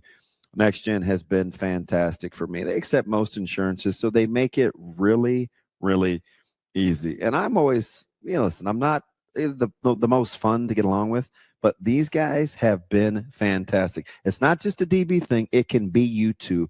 Visit the folks at Next Gen, 402-614-9700. So there's been a part of me in this entire situation, especially from when the news went down yesterday, that I almost felt like I had like a different perception of maybe what I expected to hear or see from Texas Tech. And when I went back this morning and I was like rereading, and boy, did they have a lot to read. God, they cannot stop talking. No, there was so much so the news came out and I saw the first wave of press releases. Like 8 o'clock last night, right? Yeah, somewhere around there. Yeah, 7, 8. And all these like press releases and notes apps and all this other stuff are coming out. And I'm reading them. And initially I was like, wow, I just can't believe that Texas Tech is going so far out of its way to distance itself after its one priority was, oh, well, we're here for his mental health. We're here to help him. We feel like him being at Texas Tech and playing football is what's best for him, because that was what they had told us, right? Through the past 2 weeks, through the injunction, all that other stuff. But when I went back and reread it this morning, man, did they just put like the lightest little sliver of information in there of just being like, we still believe like Brendan Sorsby's like mental health is a concern and all this other stuff, but we felt it was best to like part ways. And even like just speaking it out loud now, I still like, there's a part of me that just gets almost like viscerally upset with like, if you were going to go down with the ship, right? Like you like go once down. You have doubled down that many times, just like see it through and go down with your sword almost in a way that's, if it was truly about his mental health, if it was truly about protecting Brendan Sorsby from himself, like they had told us that it was the case, right? Yeah, like let's pretend everything they said they actually believed to be true. Like let's operate under that premise for a second and then continue. Then everything that's transpired over the past 12 hours makes no sense. Yes. Like their actions make no sense then. If they actually believed what they said, they bailed on him so fast. Yeah. Yes. And so fast. And even with the reprimands of likely the Big 12, which I mean, and we can get into that, but I'm assuming that someone came down with an iron axe and was like, do this or this is going to happen sort of activity. And that's when Texas Tech decided to sever the cord. But everything that's come out since then with Texas Tech and the way that they have written out, the way that they have talked about it and everything else, I have no remorse for like where they stand as like an organization, as a leadership or anything, just because of the sense of they didn't even like stick to their guns, for lack of a better phrase, right? Yeah. They've literally moved on from the topic in which they were trying to defend and protect themselves from, and being like, well, it's about Brendan Sorsby. It's about making sure that he's in the right space. It's about what we can do to help him get through this.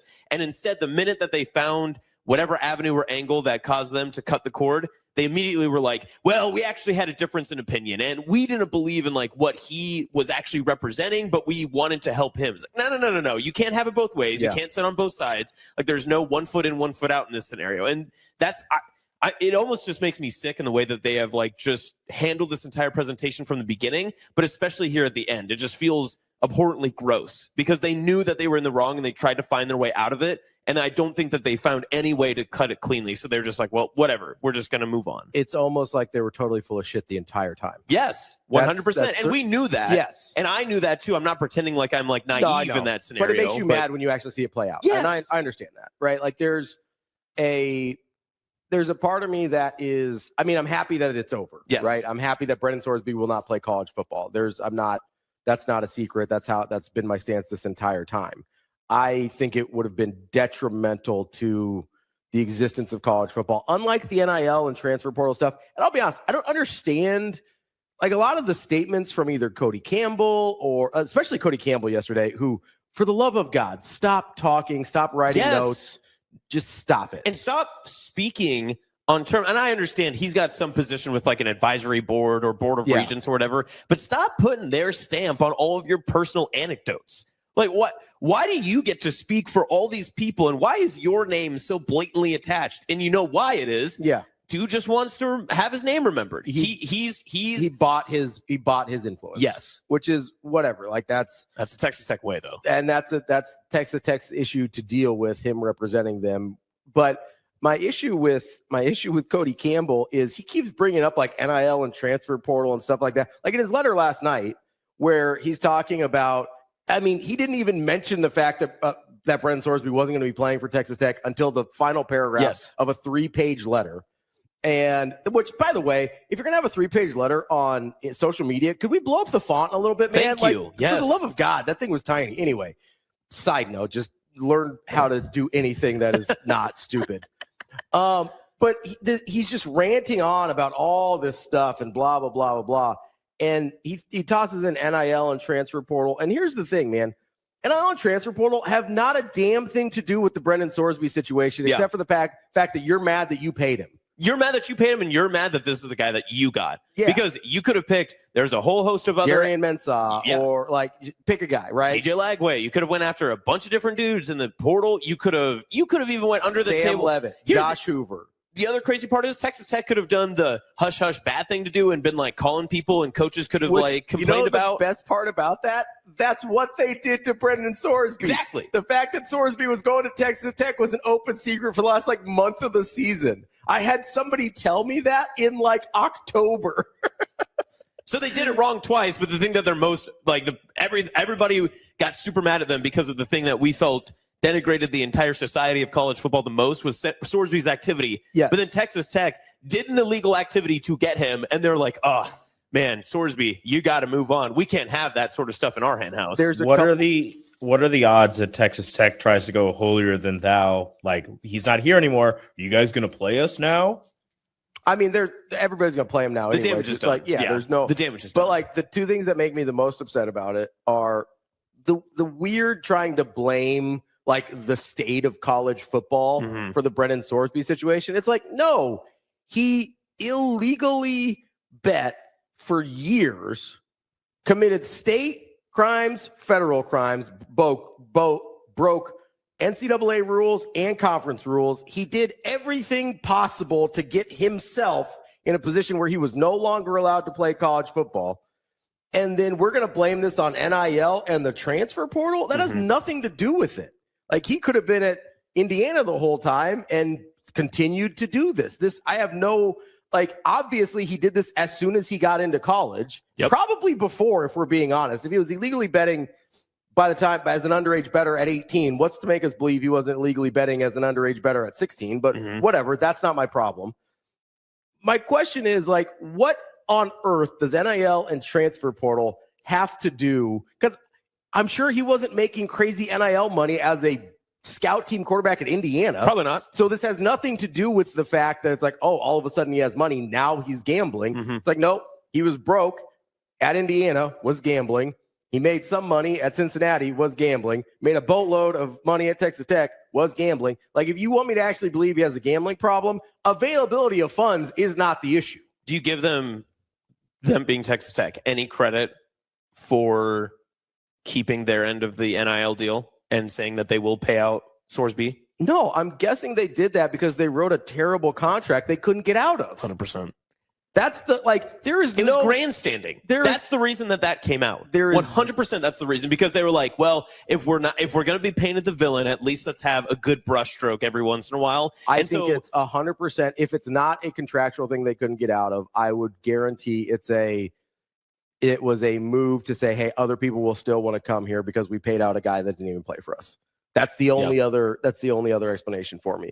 But the grandstanding about NIL and transfer portal pissed me off because the whole thing had nothing to do with that. The second thing that really pissed me off was I felt like there was this thing with Texas Tech. And this bothers me way outside of college football, right? This is just a general societal thing that bothers me. But Texas Tech was really showing its colors on this over the last couple of weeks. Hey, why don't we want this guy to have a second chance? Why don't we extend this guy some grace? All of this stuff that if it was happening to Baylor or SMU or TCU, you wouldn't feel that way, which means you don't actually feel that way. You just want the thing that you want, right? That's not a moral high ground. That is circumstantially, you want everything to benefit you. That's not taking a stand on something. That's wanting special treatment, right? If this had happened to any other school in the country, Texas Tech would not be pounding the table and be like, listen, the mental health of these young men is important. We need to make sure they get treatment. And the best thing for them is to be allowed to continue to play college football. If this is happening anywhere else in the country, Texas Tech is like, hey, get them out of here. Yep. Get out. This is terrible for college football.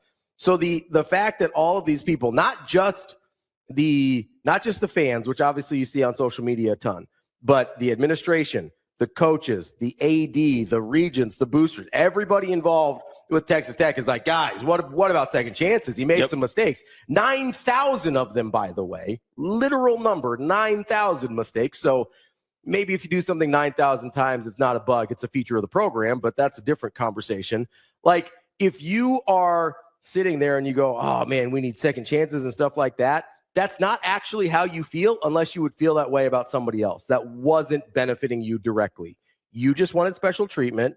You didn't get it. Eventually you didn't get it because it was clearly the wrong thing to do. And now you're throwing a fit about it. That's one of the things that bothers me the most, especially if you can't just admit it, right? Like I can't be mad at Millard South for getting transfers because I want transfers to go to Millard North, right? I'm mad that Millard South is better at it than most schools have been about getting the players, but I'm not mad about how it happens. Like if they get into their enrollment on time, like I don't care. I just want Millard North to get good players too, right? Like I want the teams that I like to get the good players. I don't care about what people say about the system or anything like that. If Millard South gets good players, I want good players. That's how you know it's how I really feel. I don't want special treatment. I don't want there to be special rules for Millard North to get good players. I just want Millard North to play by the rules everybody else is playing by, right? That's not what Texas Tech is doing. Texas Tech is saying, hey, this is our guy. Let's double down here. Where were they with Hunter Deckers at Iowa State, man? I didn't hear a lot about what's best for Hunter Deckers. They were like, oh, yeah, go play at JUCO. Didn't hear anything about that. Yeah, can you imagine doing this for someone that you've known for 5 months at most? He wasn't even in your building that long. Yeah. I mean, obviously they had the communication, like you had said, since October. But nonetheless, like this is a guy that you're going to bat for the entirety of not only your program, but your school and your athletic department. That you had your president in these 20-minute videos. This one person, first and last name, has put a black mark on your entire campus, university, and truthfully even town. I mean, Lubbock, Texas cannot go very far now without being like, hey, that's the Texas Tech gambling guy, right? Is that the Sorsby guy? Yeah. And so now you have married yourself into a name, regardless of how this is all transpired and how this is now not even officially ended, because it hasn't ended, right? This is going to continue on because this is going to continue because they don't have a quarterback now. Yeah. I'm sure that they have some backup that they're paying $2 million. Yes, but every single time that they line up on a Saturday night, and that television broadcast comes on, they will pan to the crowd, and there will always be fans in the stands that have some sort of Sorsby, some gambling. There'll be signs. There'll be people with like doing money hands. They will never get away from it. No. Never. That was the actual, was the craziest thing about this. They thought they could just double down and make it go away, and people would be like, oh, it's cool. And ironically enough, the injunction probably hurt them more than it helped them. Yes. Right? Because it rallied college football. I guess we said this last week. It is one of the only things I've ever unanimously seen college football just be like, nope, that sucks. We're not doing that. Like across the board.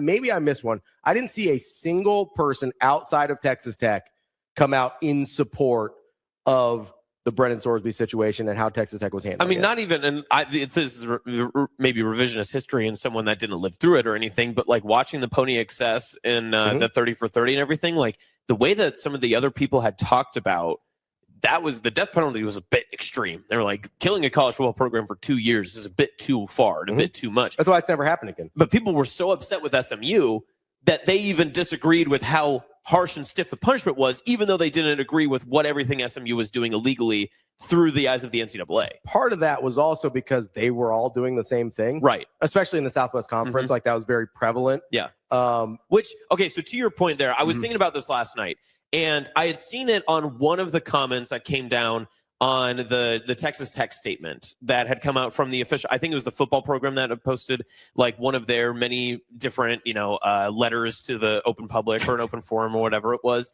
At least it wasn't a 22-minute video this time. But I was thinking about this last night because one of the comments had said, okay, well, and it was kind of to what you have said, where it was along the lines of, if this was your college football program, how would you respond? And I hate to be this naive and sound almost this, well, it could never be me because it's not us. I'll put this into Nebraska perspective. One of the reasons why Matt Rule is like a head coach at Nebraska, and the reason why Trev Alberts would have hired him, the reason why Troy Dannon probably would have hired him too, and has, kept along with him and all that other stuff, is because he wouldn't do something like this, right? This wouldn't be an issue that would come up. Now, again, I could be completely naive, and maybe it is like, maybe some sort of nefarious scenario is happening at Nebraska or whatever, but there are different layers of college football and different people that you can go along with that until they break your trust, you just trust innately. And you just go, this would never happen at my university. This would never happen with my football program. But now that it's happened once at Texas Tech, they're always going to be labeled as this. No matter what the coach is, no matter who the boosters are, no matter who the AD is, they will always have this label forever. So once you break that trust once, you can never get it back. And that's how it works. I mean, how many other programs in college football history do we go through and we apply one certain tag to them because of X, Y, or Z? I mean, there are people from your generation and before that apply the University of Miami to so many different activities and things and different labels and all this other, whatever you want to call them in grandstanding or names or, whatever kind of hearsay you want to say about them. They apply that to the team now for things that they did 30 years ago. How do you think that's going to apply for Texas Tech, not only now, but in the day and age in which it's impossible to remove a label from yourself that's been appointed by the general public? Yeah, I think of some of the ones right off the top of my head. Like every time that I mention that I like Florida State as a secondary school, without fail, Free Shoes University comes up. That's over 30 years ago at this point, and a relatively minor scandal when, like, in the grand scheme of what we're talking about. But it comes up every time. Every time, like, I'll be honest, every time somebody says Penn State, one of the first things that comes to my mind is Sandusky. Yes, like no matter how long it's been or how long it's going to be, like. That's a pretty pivotal moment in their history. Same thing with Baylor. Somebody brings Michigan up Baylor. State. Same. You're right. At Michigan State, there's like SMU. First thing we think of, but that's SMU. Even though they're so far past it and good now, that's 40 years ago. Like they've made a college football playoff since then. A lot of people, the first thing they think of is, death penalty. Yep. I mean, for decades now at this point. I mean, USC, one of the largest brands in college football. One of the things Reggie Bush. Exactly. Like you lost his Heisman. Yeah. And we think about these things forever. And now Texas Tech will never be able to. And I mean, 6 months ago, we would have still been talking about tortillas on the field, but now we can't even think about that, right? This will never go away from them for years and years, especially in the day and era in which we have. And I mean, I think that Texas Tech can buy their way out of a lot of this sort of stuff. I don't know that it has like the same repercussions that a lot of the other, scandals and stuff that we've talked about has. But there is a part of it too that, listen, if you're recruiting and you're coaches and stuff, that lingering carrot that you can dangle in front of other recruits and just be like, well, you never know what the NCAA could do. You never know what the Big 12 might say about Texas Tech. Yeah. Do you want to play for college football playoff? Because you never know, like McGuire could get in trouble or any of these other things. Like those are real things that can happen to your program. And maybe worse, like, because I don't know. I think the thing that would be worse for Texas Tech, if you're talking about like negative peer recruiting, is, you see how fast they cut bait on Sorsby when it wasn't going to go their way? Yep. Yeah, the Big 12 filed suit, and then the same day, he was out the door. Hours later, they had that ready. They knew it was almost as if, and I love the timeline of this too, when they were like, well, how about Brendan, you come out and say you're going to the supplemental draft first, and then we'll all agree that we mutually split ways. Sure, that's exactly how. Yeah, Brendan Sorsby, making $5 million at Texas Tech for one season, said, you know what? I've known you guys long enough. I love you guys. Thank you for everything you've done for me. I appreciate it. I'm going to take my $5 million. I'm going to go to the supplemental draft because that's what's best for me. I don't think that that's how the scenario went at all. I think someone from Texas Tech had to have told Sorsby, like, it's in all of our best interest that we move on and move away from each other, but it's especially in our interest that you are no longer affiliated with what's going on with our program. I mean, that has to be the truth. I think it came down to a couple things. Number one, I think there is and DB talked about this. I don't remember if it was off air or on air, but he talked about how the sustainability of the circus didn't seem like something that Texas Tech would be interested in long term. And you saw what it was like the last week. Can you imagine when they actually started to play games? Yeah. Well, right? what's DB's phrase? How much are you willing to be miserable? Yeah, like Whatever, how much are you willing to pay to be miserable, Yes, or like being miserable is an option? Yeah. Both of those things apply in this situation, right? Like, are you willing to choose to be miserable under the Brendan Sorsby situation because you think it will get you more wins over the course of the season? But then the question becomes, if you're dealing with all of this for the entirety of the season, are you actually going to win more football games? And I do wonder, we talked about this last week, I do wonder what the tone in the locker room was for a guy that you mentioned hasn't been there very long. Yeah. Right. Would be really hard to believe he's endeared himself to his teammates to the point where they're willing to just ride or die with this guy when he is this enormous distraction that they don't know very well. Yeah. And this is the biggest thing they know about him is, well, you gambled a lot,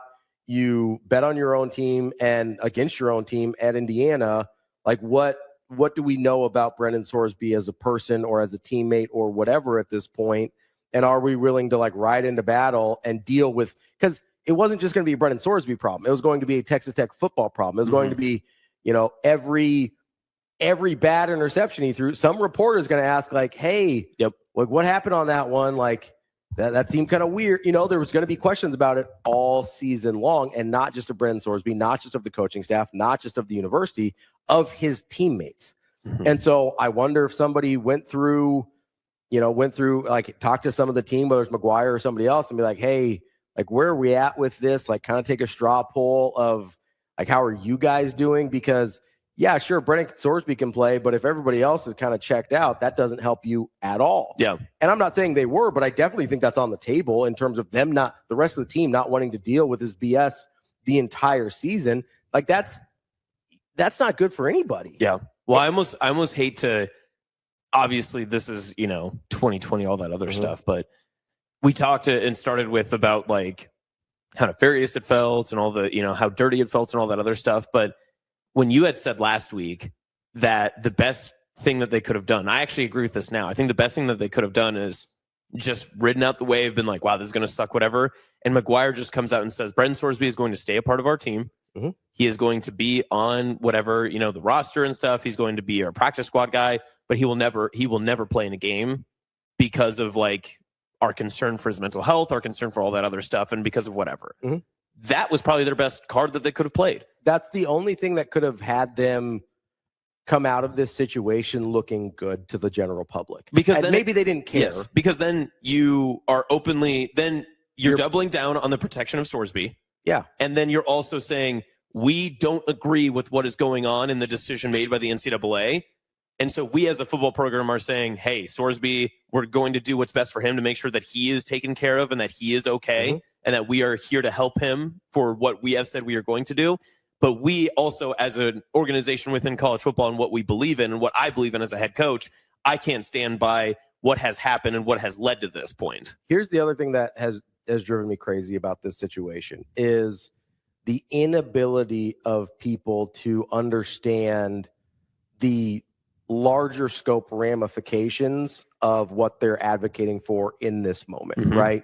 Like advocating for Brendan Sorsby to play this year is basically ripping the Band-Aid off and saying, unless legislation comes down, basically anybody can do anything they want and still play college football.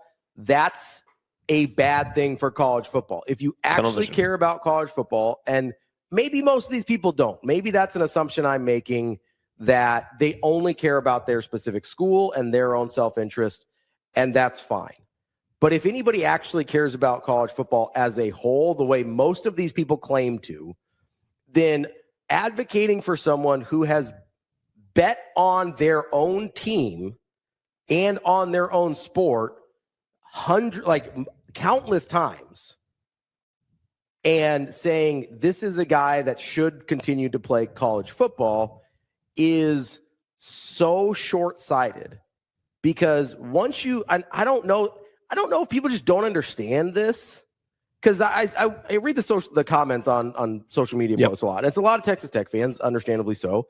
And they're like, well, there's been some Texas Tech people that have been outspoken, though. It's been like, I don't want to be a part of this. Yeah, and I give them a lot of credit because, yes, Brendan Sorsby makes you a better football team, but it's bad for the sport, right? Like, but there's some people that are like, I don't understand it. He never bet on Texas Tech, or he wasn't even playing in the games that he bet in against Indiana or whatever. And it's not like they just don't seem to understand that once you lose the public trust of the results of your games, it's over.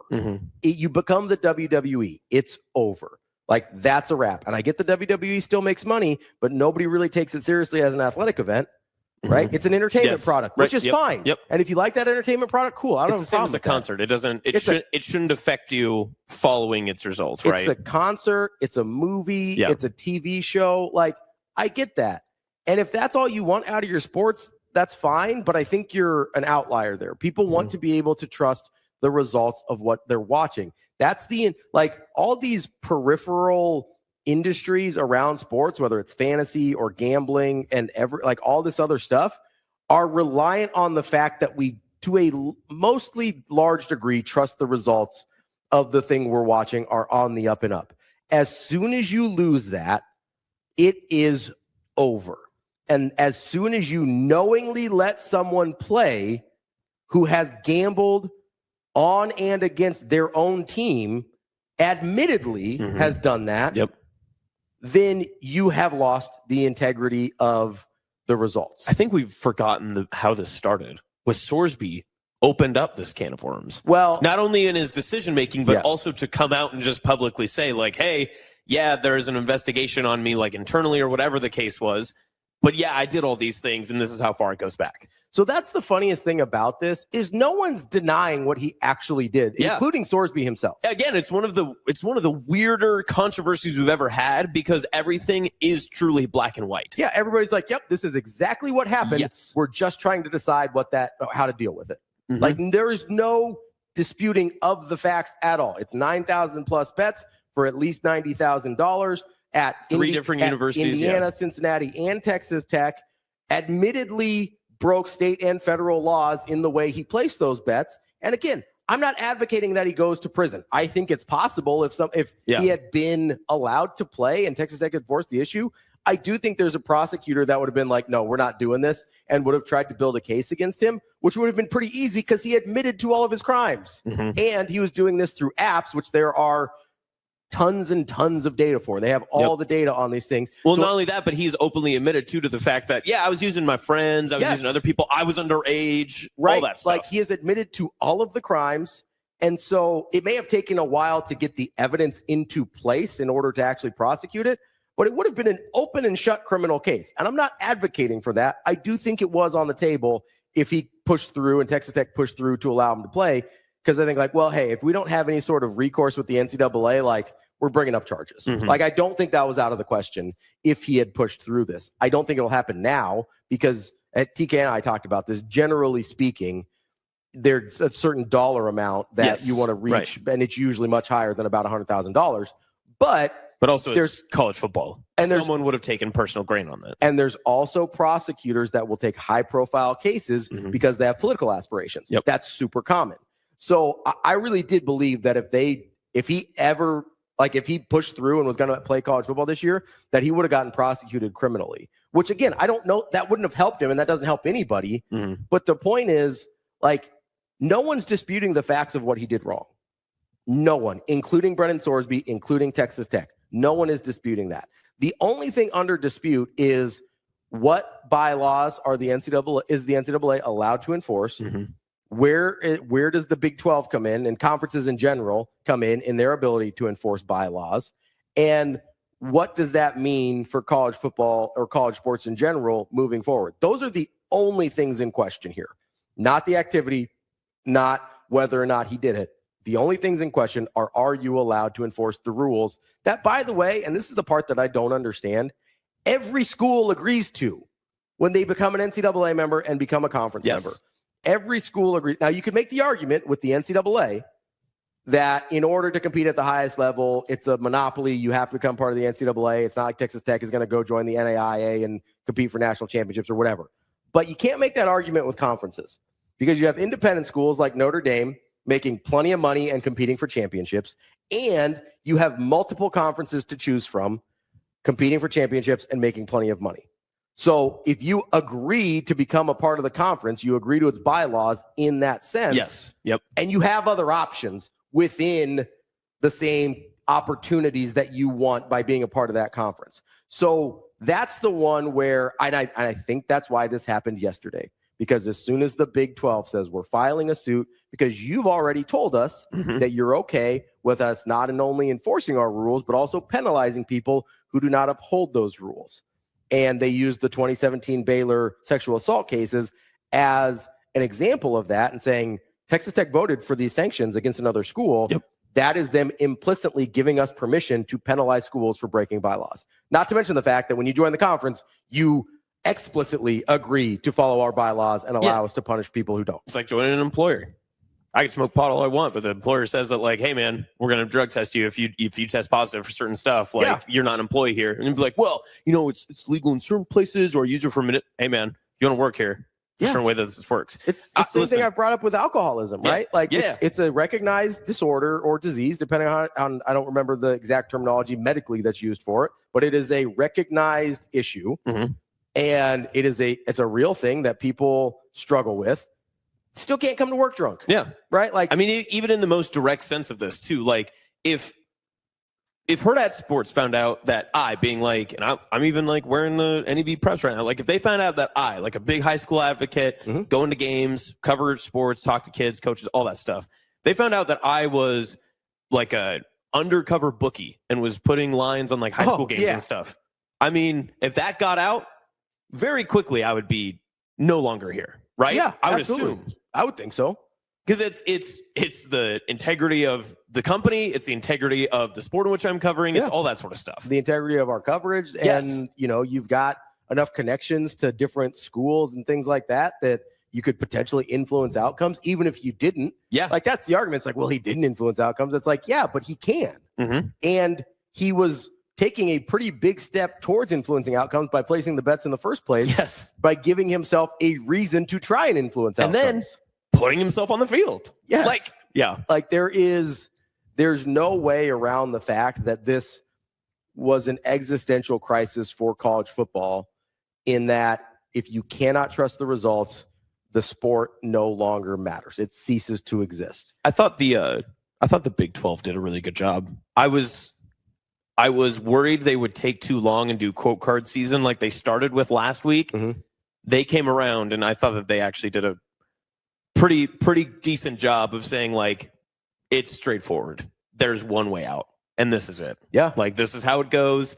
And if you don't follow this to a T, this is what's going to happen. Yeah. And I thought that for the first time in a long time, you can credit for a conference for not like laying down, especially, listen, the Big 12, I don't think that this is a part people don't understand. Big 12 had a lot to lose in this. Texas Tech is their prized possession for the college football playoff this upcoming season. Yeah. There's not a lot of other Big 12 teams right now that could get them a boatload of extra television dollars or get the conference a little bit more notoriety or give them an opportunity to get on a national stage and potentially even into a national championship game where your Big 12 logo is going to be pushed out and posted everywhere for weeks on end. The Big 12 had a lot to lose, and they chose to back the other members of the conference and the NCAA and college football and college sports rather than its own interest in dollars and cents.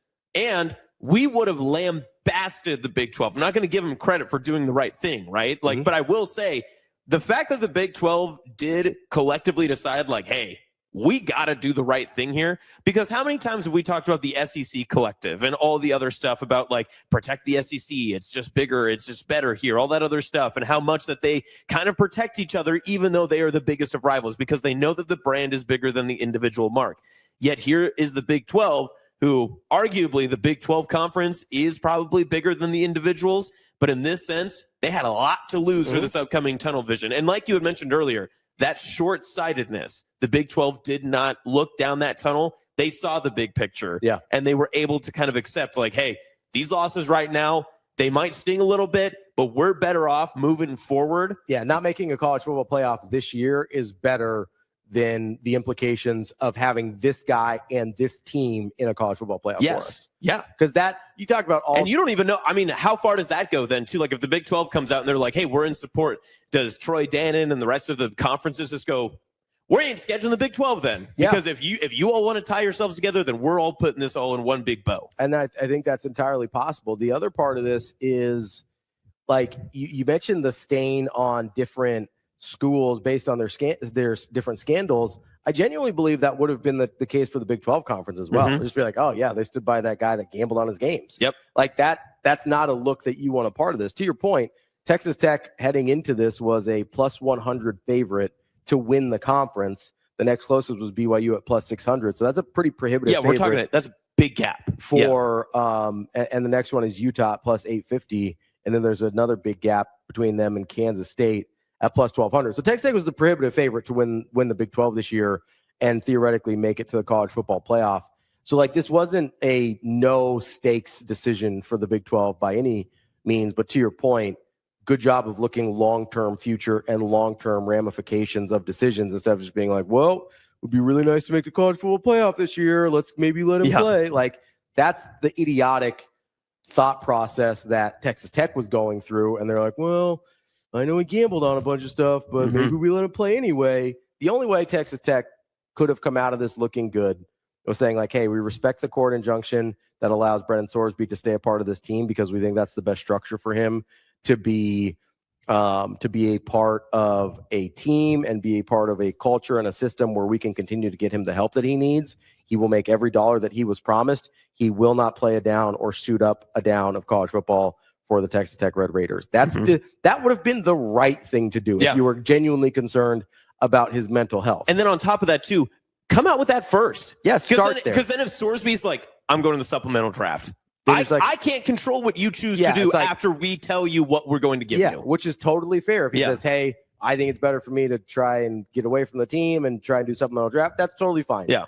But if you're Texas Tech, that was the move to maintain your integrity. And if you really were like, hey, this actually is about this kid's well-being, we're concerned about him, we're concerned about the gambling addiction and the anxiety disorder and all of that, like, if that's where you really landed on this, then the move is not like, let's get this kid out there to play football. Like, wait, can I ask you a personal question? Yeah, go ahead. This is from the Texas Tech athletics statement from their president and athletics director. Okay. So a lot of different words, but I want to focus on these two sentences in the middle paragraph. When Brendan's lawsuit resulted in the granting of a temporary injunction, we found ourselves in a difficult situation. With his health and wellness as our top priority, we supported him in spite of very different perspectives and opinions. Our position was challenged by many, but our support for him never changed. Would you ever put, and your title at Hurrdat Sports is business operations manager, like something like that, right? Yeah.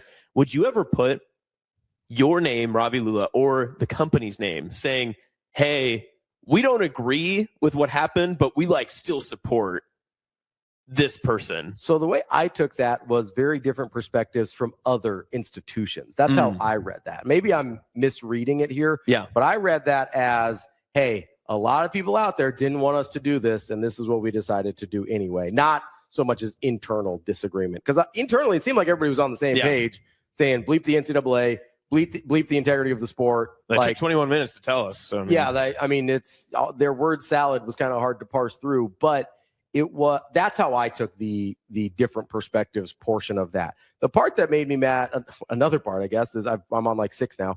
Parts that made me mad about the Cody Campbell letter is he talked about Brendan Sorsby's been stripped of this opportunity. It's like, no, he wasn't. He actually hasn't been stripped of this opportunity yet, right? The NCAA ruled he was ineligible. The judge said he could play, and we're still waiting on further resolution.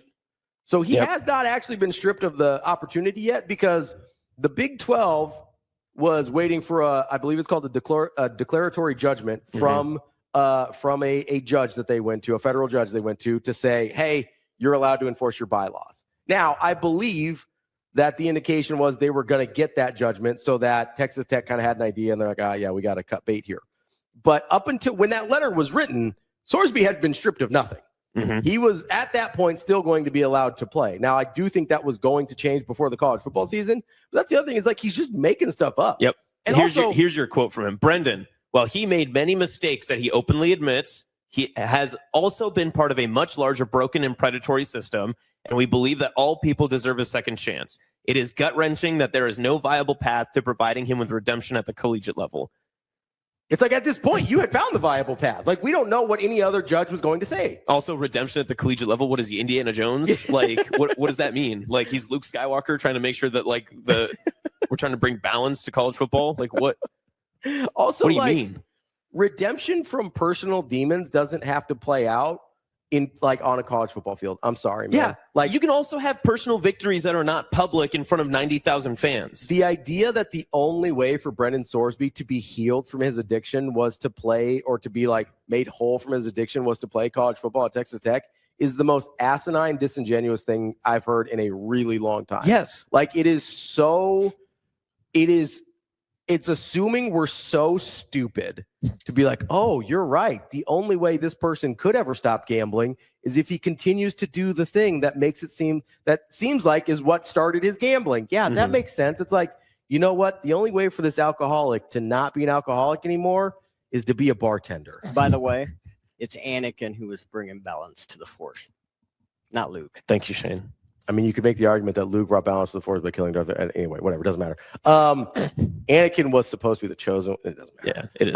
Thank you, Shane. Anyway, the funniest thing about this all is just like the idea that Texas, and by funniest, I mean maybe the stupidest part about this, is that Texas Tech thinks everyone else is so stupid that we were just going to believe all of their bullshit. It is genuinely funny because there's a part of this that is an assumption on our part, but it does feel somewhat gross in the fact that they kind of thought this would be like any other college football scandal where it's like, in 2 months, everyone's going to forget about it. Yeah. Like, we might get made fun of a little bit online, but like, who's going to care? By the time the season rolls around, it'll be fine. Yeah. It's like, no, this is the one, like, again, I said this last week, and I know people gave me a hard time about it, but in terms of damaging college football, like betting on the sport is the worst thing you can do in terms of damaging the sport. Yeah. We've seen the sport survive every other crime, every single one, including up to and including murder. Like we've seen it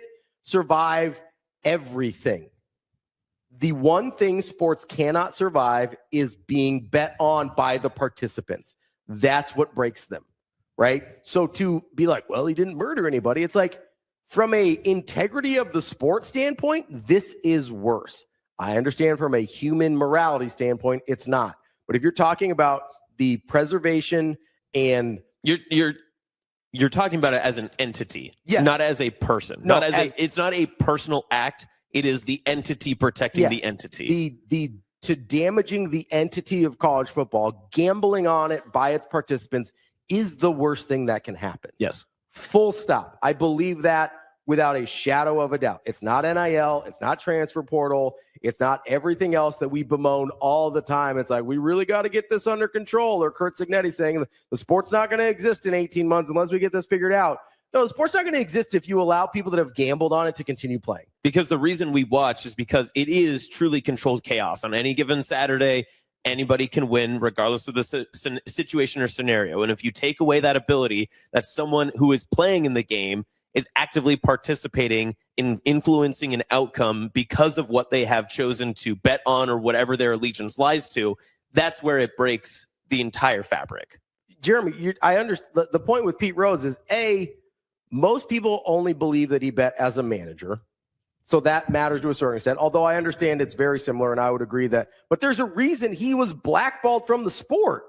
There is a reason he has been banned for life and basically had no opportunity. Like, people are trying to get him into the Hall of Fame now, but like, he's been banned for life for a reason. There's a reason the NBA went ham on Tim Donaghy. Like, and there's a reason every time, like Jonte Porter or I think it's Damon Jones.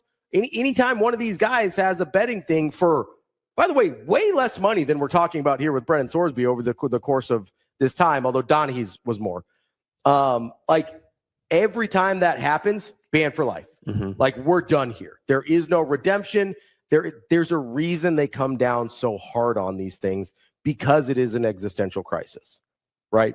If you allow it to happen and knowingly allow it to happen, that's the problem with these.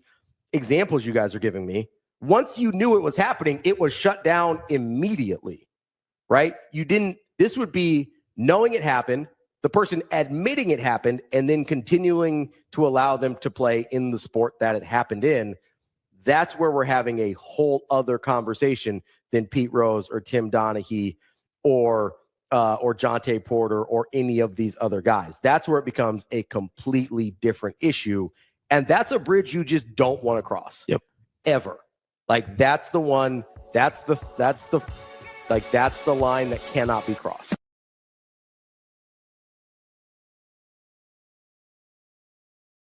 The Kia Summer Sticker Sales event is on at Edwards Kia. Lease the 2026 Kia Sportage Hybrid S all-wheel drive starting at $299 a month. Edwards Kia is on a winning streak. This June, the savings are as big as the season. We've also got the 2027 Kia Telluride S all-wheel drive starting at $469 a month. Don't wait. Slide into savings with the Edwards Kia Summer Sticker Sales event.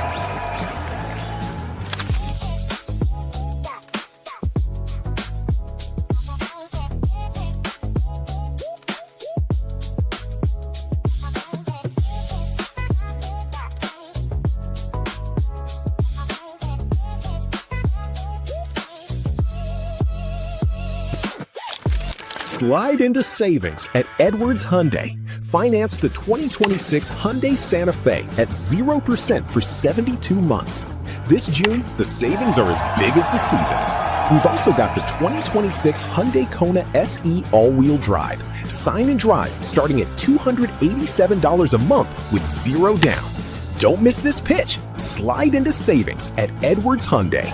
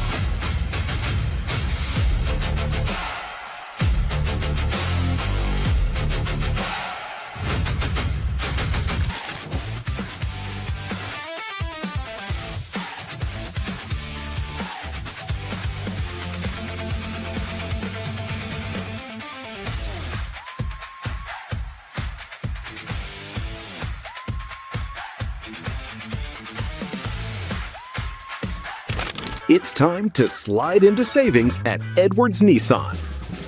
Lease the 2026 Nissan Rogue Platinum starting at $379 a month, a platinum lease worth driving home. This June, the savings are as big as the season. We've also got the 2026 Nissan Pathfinder SV starting at $399 a month while supplies last. Don't miss your pitch. Slide into savings at Edwards Nissan.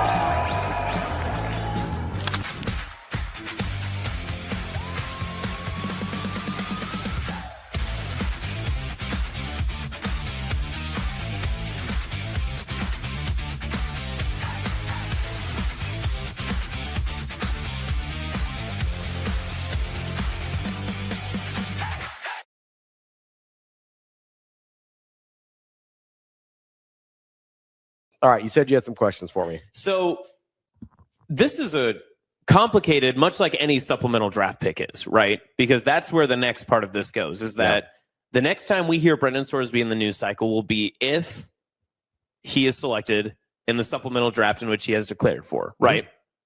How do you evaluate someone like this? And how do you go through every inch of the BS that's been going on right now?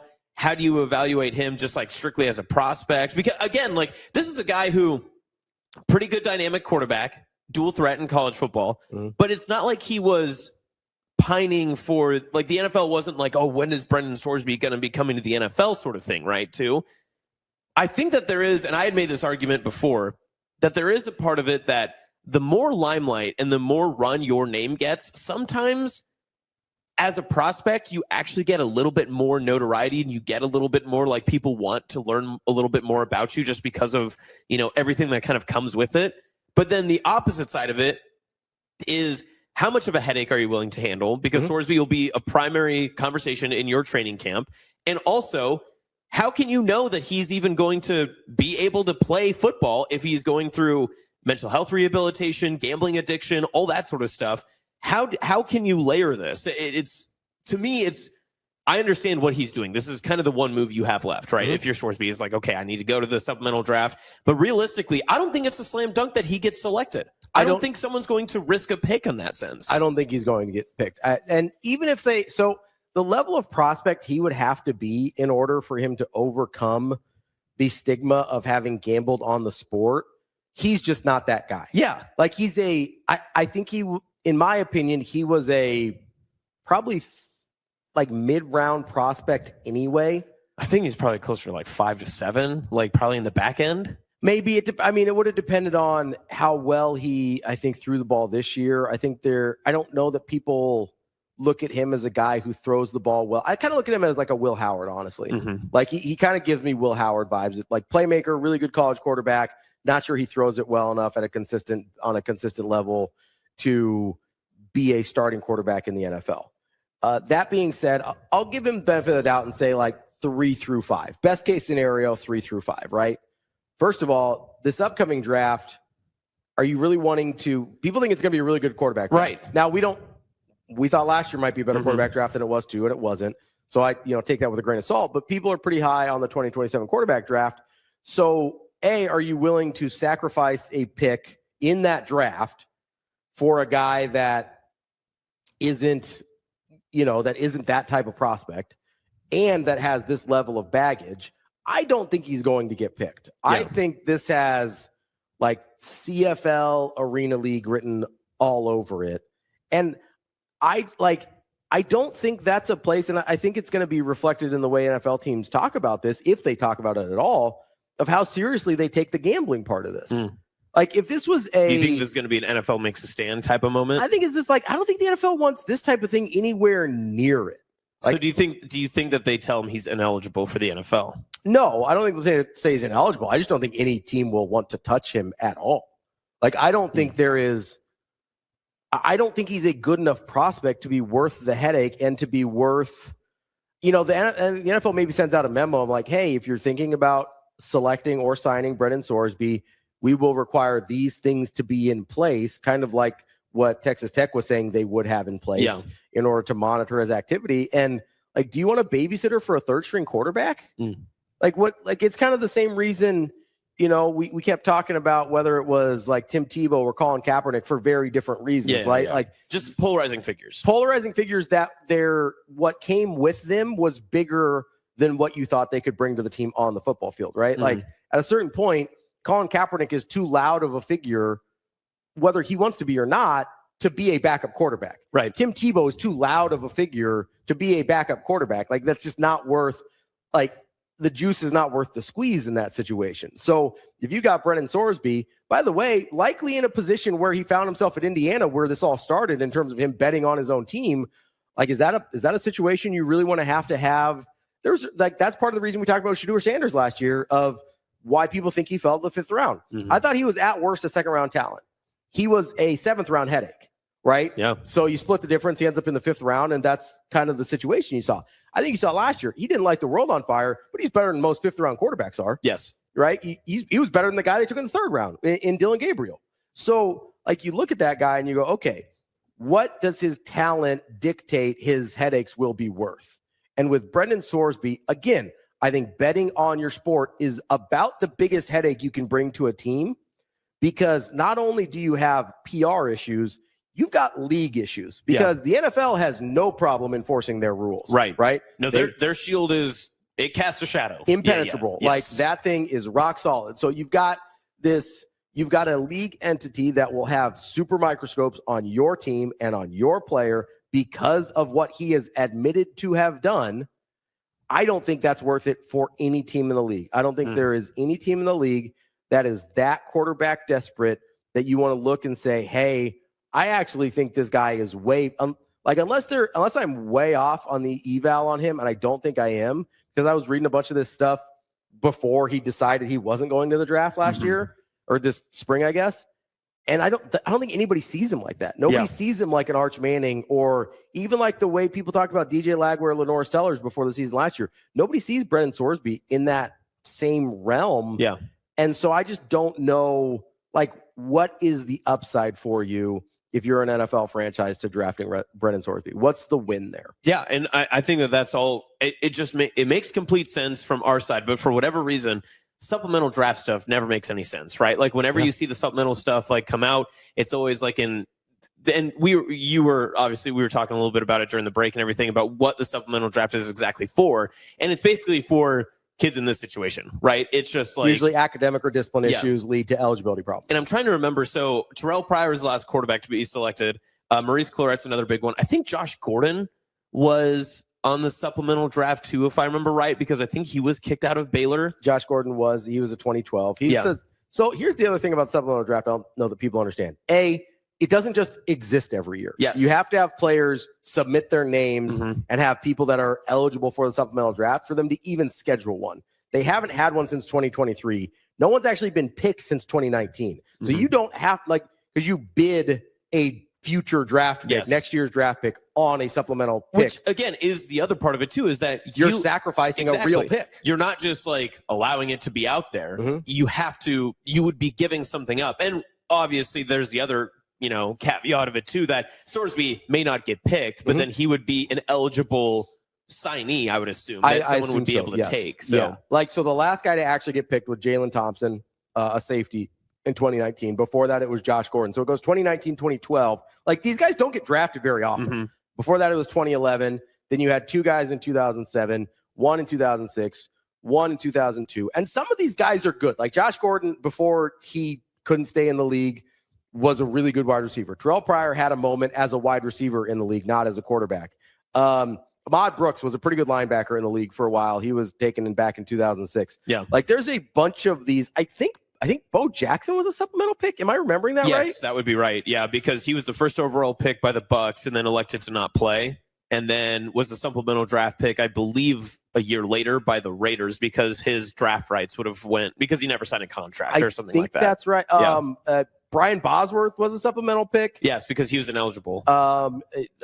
Chris Carter, I believe, was a supplemental pick that year as well. So, like, it happened more back in the day where you had actual guys that ended up playing. But this doesn't happen very much anymore. And it also used to be almost strictly academic, that people just couldn't make their grades and they were redshirt juniors. Like, I think Boz's was steroids. I think he actually tested positive for steroids with Boz, which is funny because, like, steroid testing in the 80s was a joke. Do you think if Sorsby, I mean, obviously, I don't think any NFL team's going to touch him, but do you think if he changes position, since he's not that great of a quarterback, if he goes to like a tight end and like tests pretty well? I don't think so. I think he's a quarterback no matter what. I don't think he's a dynamic athlete like that. Yeah. I don't think he's Taysom Hill enough. Like, I don't think, like, Taysom Hill is a great athlete. I don't think he's that level of athlete that he could switch positions in the NFL. Because I'm just like, he's not like a future, I don't even think backup quarterback in the NFL. So I was just trying to think of like any ways that he could make it to the NFL. Yeah. I don't think he will, but I think that is, I think his best bet is either a team is willing to accept the headache and they see this high-end potential. Like, if there's a scout that has been pounding the table for Brendan Sorsby for like a year and a half and they're in some NFL war room, maybe that's worth the headache of it. But realistically, most of the teams will probably, and his agent will probably have to tell him, like, your best move is to go to a subpar league and hope that you get a call to be brought back into the NFL as like an underrated signee that then plays your way onto a practice squad or plays your way into a backup role or something along those lines. I think he can make a real good UFL quarterback, like a Birmingham Stallions, whatever, Brahmas UFL or CFL. Like, I think I think one of those leagues will likely take a chance on him. I mean, just for his name, if nothing else, like it'll bring them, whoever signs him, like for those leagues, the attention actually is worth it because it is like the NFL doesn't need Brendan Sorsby to get attention, right? Like that's not a benefit to them. New rule in the UFL. They're going to have bookies on the sideline. But here's the thing, though. Is like, live bet making on the sideline. Ravi's completely right, though, because, I mean, we work for a sports company. If the Omaha Beef signed Brendan Sorsby, that would be a huge we deal. would all be there, right? That'd like, be a huge deal. Like every press conference, we would send people out to record it every time that, they had a game. And if he was going to start practice, if they let us, yes. 100%. Yeah. That would be part of it because we know what the attention looks like, and we know it's like, well, we can't not be there. That's the name of the game in minor league sports. Yes, like the name of the game in minor league sports is attention. Get people's attention. If you want to talk about, we just had Banana Ball in town, right? In Omaha, they had them at Werner. They had them at Memorial Stadium. Obviously, 85,000 people for a baseball, quote unquote, a Banana Ball game. Like, attention is the name of the game in minor league sports. They are trying to draw your eyeballs away from something that you are already more familiar with, right? Like we talk to our friend over at Omaha Storm Chasers, Marty Cordero, all the time. He goes, he's like, yes, we want the baseball to be great, but it's not about the baseball. It's about the experience, right? People come back to Warner Park for the experience, not necessarily for the baseball. Yeah, you've got your diehards that are keeping book and stuff like that and just love watching baseball. When I go to I really like baseball, but when I go to a Storm Chasers game, I'm there to have a nice afternoon or evening in the sun, outside, enjoy a summer day, have a frosty beverage. Like that's what I'm there for at that game for. Like, and it's a great way to spend an evening. It's not necessary. It's not really about the baseball. If I see some cool baseball while I'm out there, awesome. But I'm also probably going to pick a bark in the park day so I can pet some dogs. You know what I mean? Like that's the name of the game in minor league sports. So if you're the UFL or the CFL, Brendan Sorsby actually presents an enormous value to your league. Probably the UFL more than the CFL, if I had to guess. But also not in the same way that Johnny Manziel puts butts in seats for the Cleveland Browns, or that, it's not the same type of argument. Even Shedeur Sanders from last year, right? Like the way that Shedeur Sanders was such a polarizing figure and there were people that loved and hate him, you still got people to go in seats. There aren't people who are like, oh, I can't wait to see the gambling addict play for the Cleveland Browns. Also, like Johnny Manziel won a Heisman. Yes. Right? Like Shedeur Sanders was one of the most efficient quarterbacks in college football. Yeah. The year before, or basically the 2 years before his entire career. You want to go back to Jackson State. Yeah. Like he was one of the most efficient quarterbacks in college football his entire time in college football. And then Brendan Sorsby threw for 69 yards against Nebraska. So the scales don't be tipping the right way. I just don't think he's that level of prospect. The other thing is, like, Shedeur Sanders didn't help ticket sales, right? Like, do you think more people, it probably didn't help. Like most NFL games are sold out anyway. Like even in Cleveland, Cleveland loves their football. Like those games are sold out anyway. Like Johnny Manziel might create more storylines on ESPN, but those are generally positive storylines still. Like Johnny Manziel I get that there was a lot of weirdness around Johnny Manziel, right? But mostly when he was with the Browns, it was like, oh man, is Johnny football going to be able to turn around the Browns? Like it was mostly positive stuff. And then it was negative about his play on the field. It wasn't negative about him as a person until later when you're like, oh, this guy's kind of off the rails, right? Most of the attention wasn't the same thing with Shedeur. The attention around Shedeur was, oh, is he going to play? Is he going to get a chance to play? And then, oh, how is he playing? It wasn't about maybe a little bit of how he's being dealt with in the locker room and is Dion around too much or anything like that, which he really wasn't. Like Dion, I don't remember there being any storylines about Dion in Cleveland last year. I think he had a couple sound bites or whatever, but nothing big. But it was mostly, hey, how is this guy going to play? Not, we have a guy who has admitted gambling on the sport that he plays in on our team. What's that going to look like? Will he play for Brendan Sorsby is a morbid curiosity to see if you can pick up anything that looks like you bet on the game. Like that's what it would be with Brendan Sorsby. Not like, oh, can this kid ball out? Yeah. Like it was with Johnny Manziel. It was, are we afraid that he has bet on this game and now he's the emergency third string quarterback and has to play? And what do we do? Yeah. Like if he bet on the Cleveland Brown quarterback unders and now all of a sudden Shedeur and Dylan Gabriel and Deshaun Watson are all not playing. And it's like, well, The guy that bet on the unders in the game now, what do we do? That's why, listen, the NFL is weird like this. We just made every argument fully as to why no franchise, the NFL is going to be like, hey, probably don't stick away from this. But for whatever reason, there's probably going to be a team that takes him. I don't think there will be. I really don't. I agree with you, but like the NFL is so, and this is to my point about, I bet Brown to beat Carolina. Oh my god, it's gonna be Carolina. I hope it's the Patriots. I actually think like the funny scenario is probably the Browns, but I could see like a world where I don't know, like this seems like a Jets thing to do, right? Like the Jets, or just like one of those. Honestly, like, back the Jaguars, like back in the day, this would have been a Raiders thing to do. Yeah, Yeah, but that was still like a year ago. That was like 3 months ago. We don't do that. No, like pre-Fernando Mendoza, like they've seemed to try and be a functional franchise in the last several years. But like, listen, if you sent him to Arizona, no one would ever hear from him again. Like 20 years ago, this would like anytime from like the 80s through the mid 2000s, this would have been the most Raider move of all time. Oh yeah, 100%. Can you imagine him in Vegas though? It'd be a disaster. I forgot about that. He should open up his own betting service, Source Bets. That would be. You might have to. That might Brendan's be the only, bets. That's how we're gonna find. That's gonna spend Cody Campbell's $5 million seed money is to start a betting service. I was gonna say one of the Texas teams, but I was trying to see which one was closer to Lubbock. Neither one is that close to Lubbock. Lubbock is is all the way in out. like the top panhandle. Yeah. The closest would be Dallas.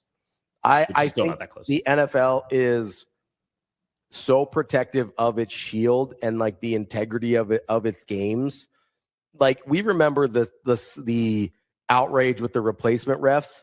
And once you had I think it was like a Green Bay Dallas game on Monday night where everybody was watching and there was just some egregious calls. That referee dispute got fixed in a pretty big hurry after that one. Like the shield is very protective of its game. Yeah. The Hail Mary. Yes. Yeah. Like it doesn't really care about the morals of things as much as it does. Hey, like this is our game. We will protect the game at all costs. Yeah. Everything else is sort of periphery. It's like, yeah, Ray Lewis can be accused of this and whatever over here, but that had nothing to do with the football on the field, right?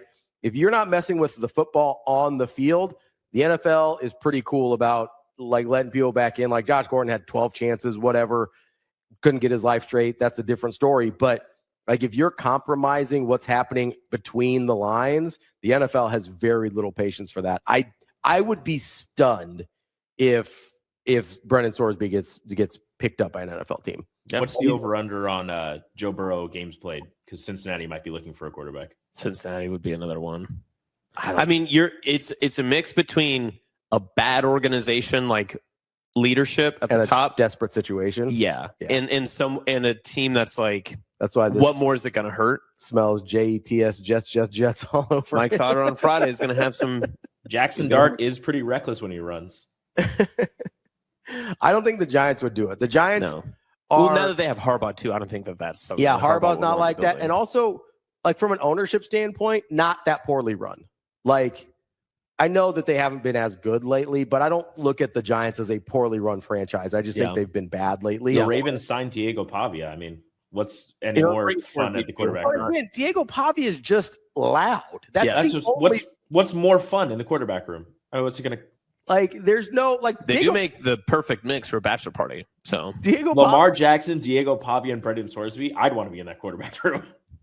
Yeah, like that would be your Hard Knocks front runner for sure. Well, Lamar would also be like, maybe I should get traded. Yeah, this Lamar is probably a good move for me. Lamar, can you mentor these young guys?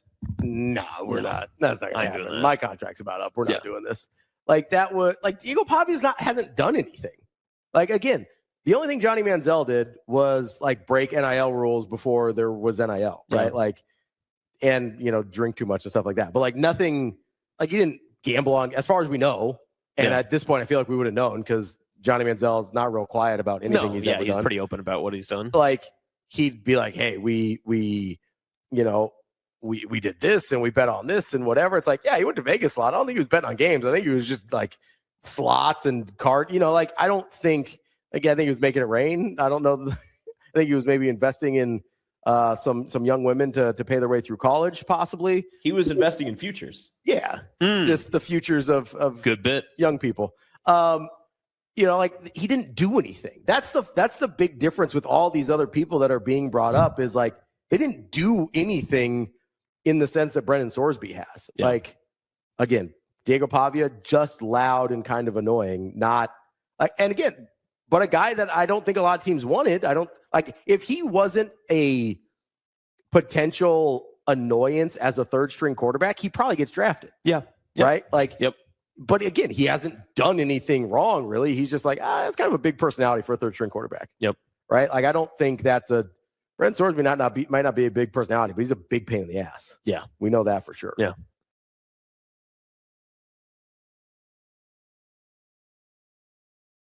Hey, kids, let's go out to eat. Speaking of school, you know who's not going to be in school or the draft?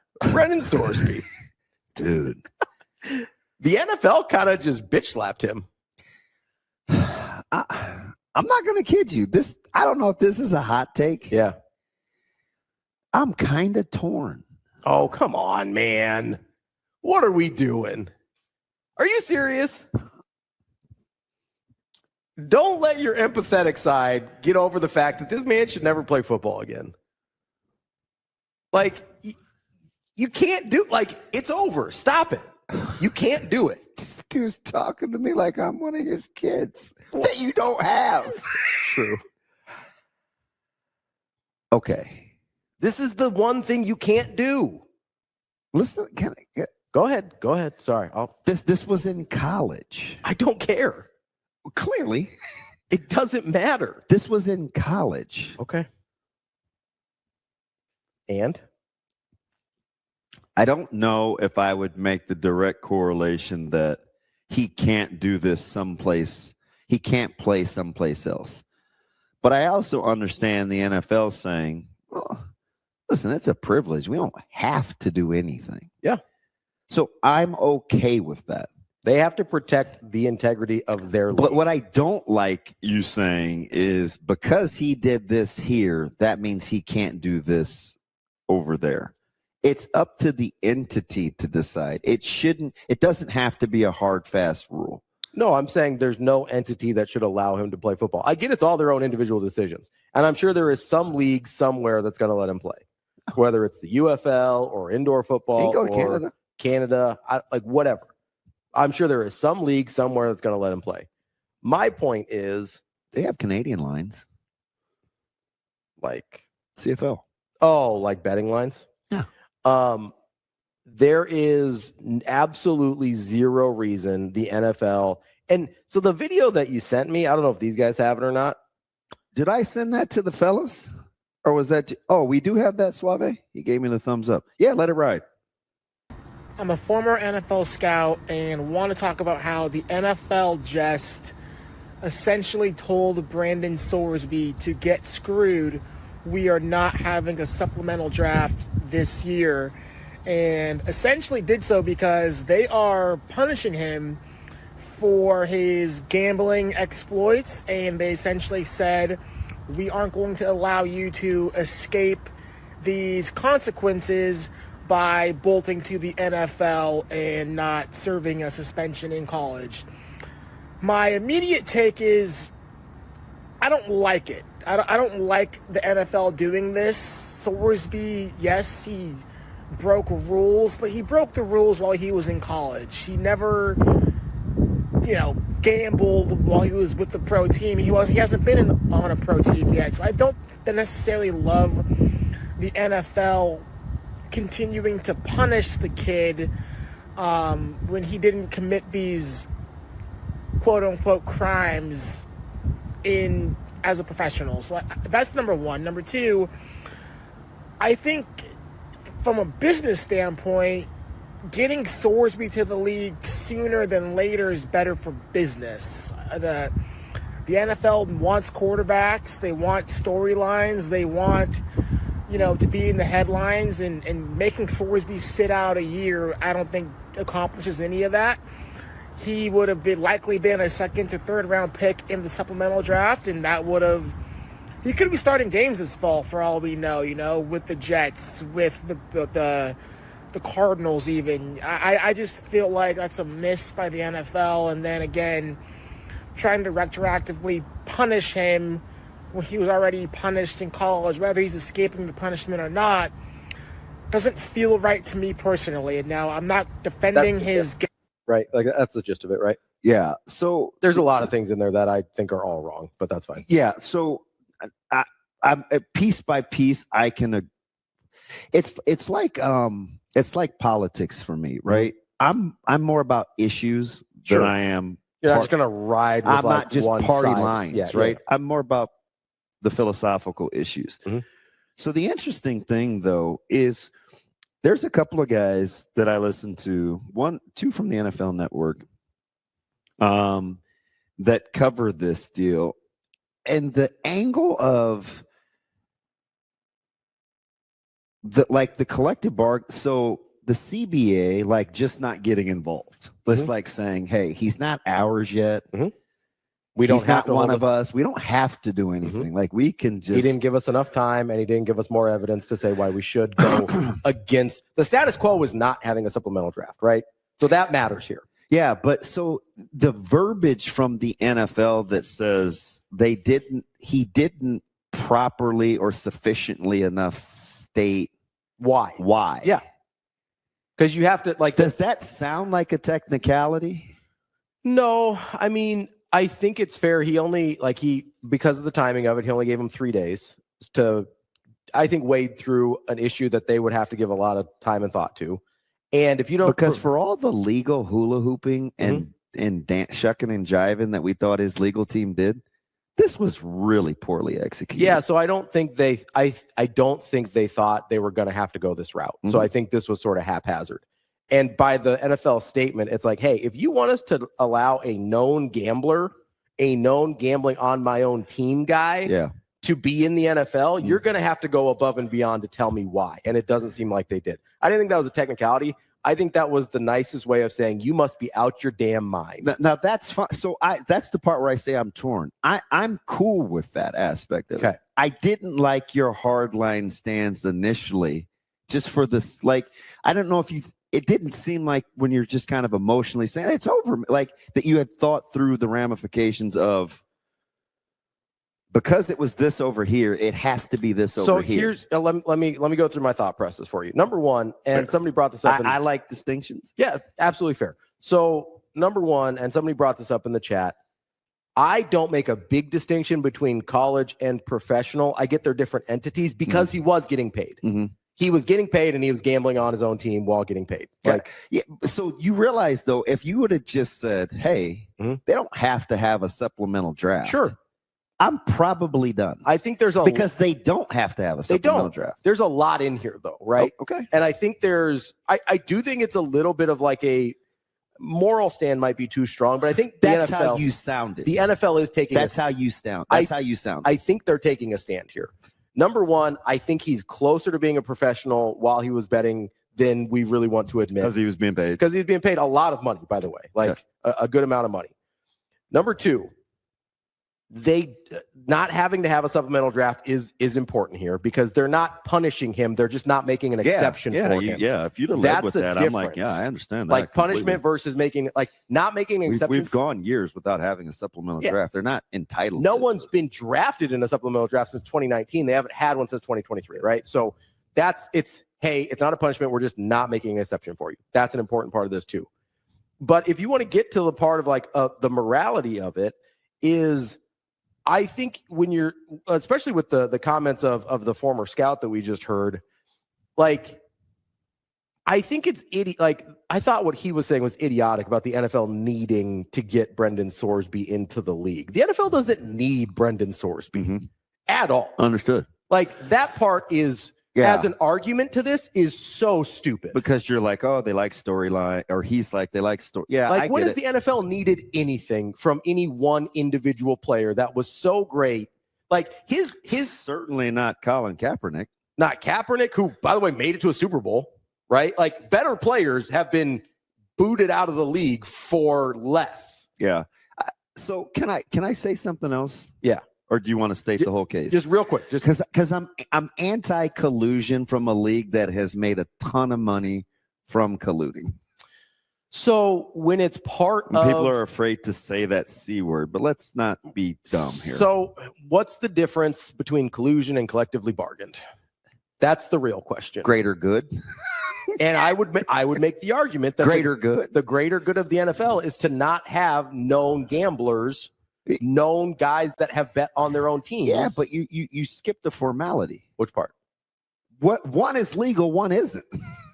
Well, I mean, Sorsby broke laws.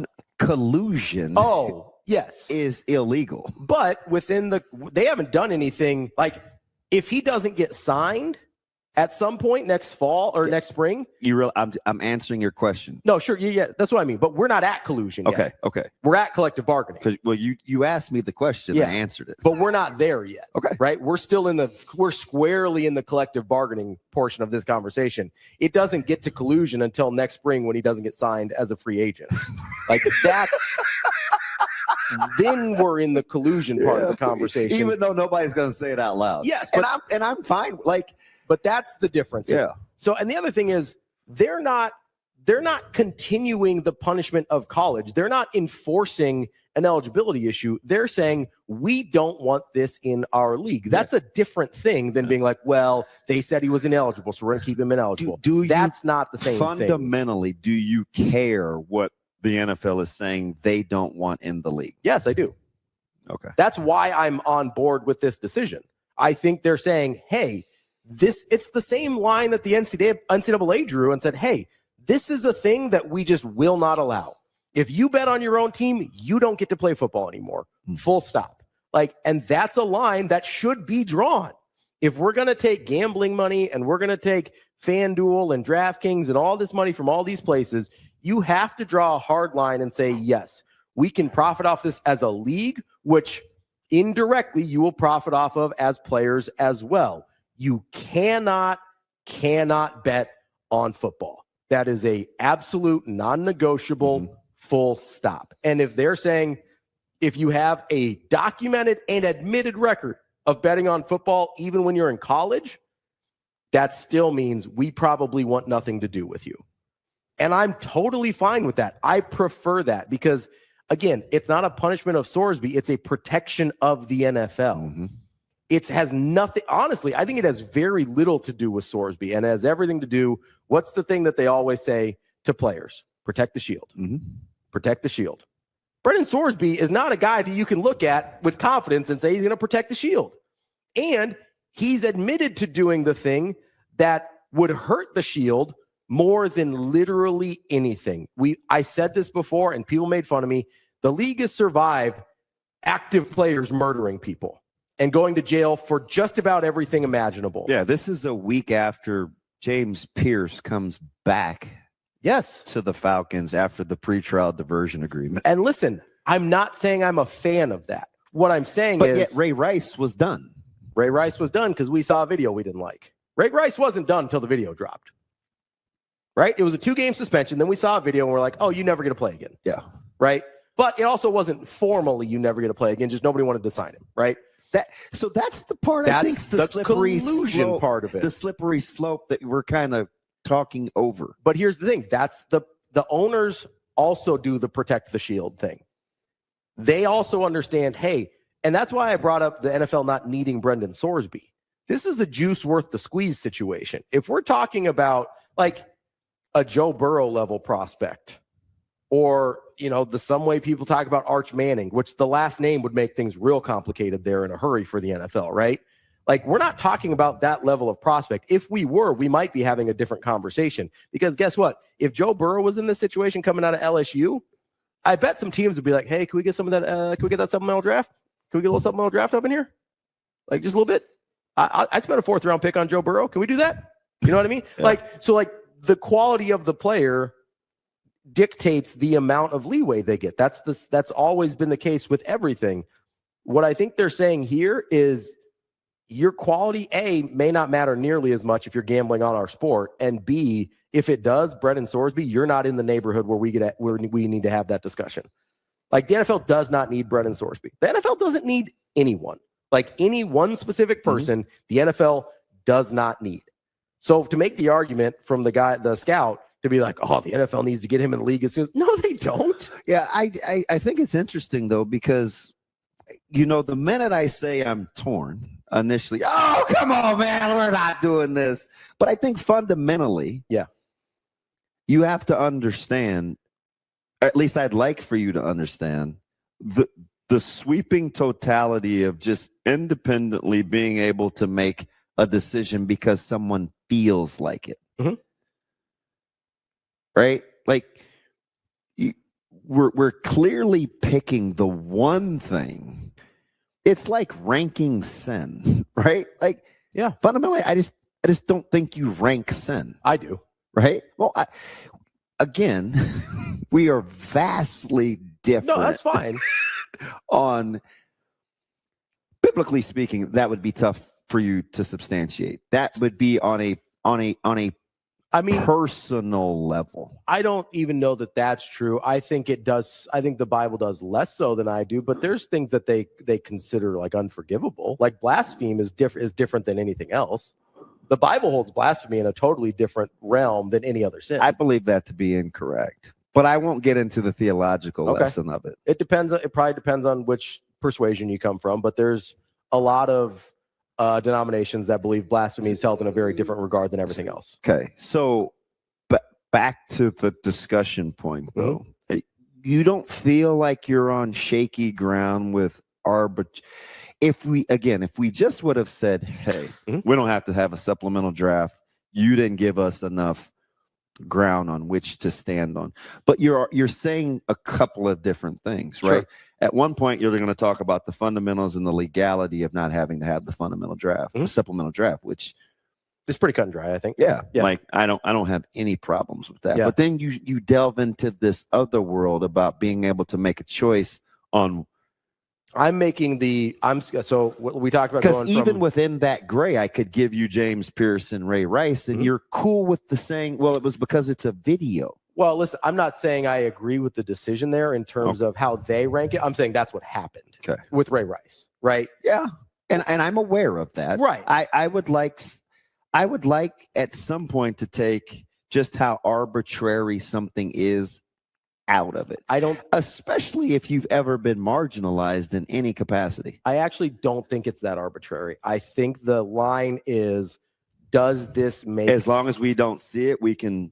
I think it's not a visual see it. It's what are the optics of this? Yeah, but here's the thing though. We only say optics when we don't have enough information. I understand that. But that's, you can present the information, but and be transparent. So I think it is the public perception of how things are received, right? That's why, like I think in a very clear way, out of Sorsby, Ray Rice, and Colin Kaepernick's sins are by far the least egregious. Yeah, he never got to play again, right? But the optics of those three things all reached a level where the NFL was like, we're out. That's why I say optics, because that's the metric they use, and it is shifting at best, right? But I understand I understand the lens they're looking through. Hey, what does this look like for the league? And I agree, Kobe. Like, how does Pierce not have a punishment yet? Listen, I'm not saying that's good. But you realize, so this is the way that I like to discuss things. Sure. If you're going to arbitrarily box yourself in, you know how I'm going to come at it. It's going to be with other instances similarly to what you're talking about. Sure. Yeah. Right? So I'm going to work against kind of what you're saying. Absolutely. But you seem to be okay with it. I am, because I feel like I understand what the NFL is trying to accomplish. And I'm not saying I don't. That was never my premise. No, I know. But like the reason I'm okay with it is because I understand what the NFL is trying to accomplish. And I understand within that realm, there's going to be a ranking of sins. And part of that ranking is going to be how the public perceives it. Part of the reason James Pierce hasn't risen to any higher level than that is, I think, to the general casual public, James Pierce isn't a big enough star, and it hasn't become a big enough story for it to bother the NFL. What if I give you apples to apples? Would love that. Sure. How is Calvin Ridley playing football? Fair question. I think it's because he never bet on his team. Again, I think to my original point, when you don't have to admit anything out loud or concrete, and it seems arbitrary, sure, because you don't talk about it, you get to use things as you deem fit. Yes. That's what the NFL does. And I get how that does seem arbitrary. The Calvin Ridley one is the Calvin Ridley one is by far your best argument. Because if Calvin Ridley never got to play football again, I have no problem. None at all. I really don't. Part of the thing working against Brendan Sorsby is how big of a story it became. But he did bet on his own team. Ridley didn't. Didn't he do the prop bets? He did NFL games. I don't believe he bet on his own team. I could be mistaken. Here's the thing. Oh, it's okay. Hold on. It does say including yeah. So if Calvin Ridley never plays football again, I have no problem with that at all. So like this whole thing is I'm trying to give. Again, it's just kind of my style. I like to give you every opportunity to get it out. Yeah. I typically always save aces, right? If we just say, listen, they don't have to have a supplemental draft. It is their right. And they leave it at that. I'm probably okay. Sure. But once we introduce, well, hey, this is where they draw the line. You know what I'm going to say? Yeah. Is it? I didn't realize Ridley. Is it where they draw the line? So it should be. I didn't realize Ridley had bet on his own games. It seems pretty arbitrary. And I think there were two in the same year. I can't remember the other guy. So Ridley should not be playing football. Like, you bet on your own team, I'm done. But we haven't openly said why he's getting to. I don't That's know. what that's what I'm trying to alleviate the league trying to do. Yeah. It seems like, how do we how do we feel today? Because without openly giving me any sort of rationale or rhyme or reason, you leave it open to interpretation. I think it is mostly, I think the NFL basically does most of their discipline based on a PR management philosophy, which I'm not saying is a good philosophy. It's too much power for one entity to have. I don't disagree. It's just like, and I do think that's why I give you the yes and no. Like, I don't love what it. Again, if I'm only looking in like the 2-foot thing, it's like, yep, keep it out of football. They don't have to inherit that problem. But you've allowed it already. They shouldn't have. Like, Calvin Ridley should not be alled to play professional. He's getting ready to get paid again too, because he's going to have one more good year. And Calvin Ridley shouldn't be in the NFL. Like that. Like, full stop. Just give me some parameters on what I'm working with. Yeah. Once you bet on your own team, I think your career should be over. That's my personal stance. Once you bet on your own team, your career should be over. I don't even think that should be controversial. Like, once you bet on your own team, and again, I think the NFL should make it very clear, like, hey, this is a thing that we are not touching, that you will not touch, and if you do, you never get to play football here again. Like that, they should make it very clear. And obviously with the Calvin Ridley thing, they have muddied. There we go. They've made it very murky by muddying up the waters by saying like, oh, no, you can come back. You serve a little suspension. We're good here. And it was only like 5 games. It wasn't even a long suspension. Dude, he miss wasn't even playing. And that's what we thought Sorsby was so crazy about saying. Hey, to stay connected to my team. No, yeah, and we laughed at that, I think right? that's very stupid. Yeah, Ridley wasn't playing either. Yeah, and I think he also should not be in the NFL. Like, the NFL does its punishments on a PR strategy, I think, solely. Yeah, I'm which is a bad way to go about business. I just need something a little more. You're allowing, like, just being defiant like that. Mm-hmm. You're given to. It's like the line in Malcolm X. The police officer was like, "That's too much power for any one man to have." Like, I agree that they should have. We're doing too much. I agree that they should have written rules about, at the very least, this specific thing. Yeah, like don't hide behind. That's fine. If you want them to just come out and say, Because like, the supplemental draft thing is legit. it is. Yeah, you don't have to hold one. But and they're going to leave it at that, and we're going to be okay because I'm not clamoring for Sorsby to play. He'll have every opportunity to go take a year off. Some of that money that Texas Tech let him keep to go away. Mm-hmm. Like go take a year off and go train and see if that's good enough. But see if it blows over in a year from now or whatever. Enough that we don't bring up Ridley. No, and we probably should. I mean, have we brought up Ridley in the chat? I don't think so. This is the first time in this whole thing that I think anybody's brought up Ridley. I forgot about him. I can't read. No, I meant see. Sorry. I screwed myself. Kobe's on I saw a bumper sticker that said that the other day. Kobe's on it. On Ridley? Yeah. Yeah, no, Ridley shouldn't play football either. Like did he say this dude can go off? There should be, I think, some hard lines, and I agree with you. The ability of Goodell at the behest of the owners to be sort of wishy-washy based on things that they like is not good for anyone's well-being.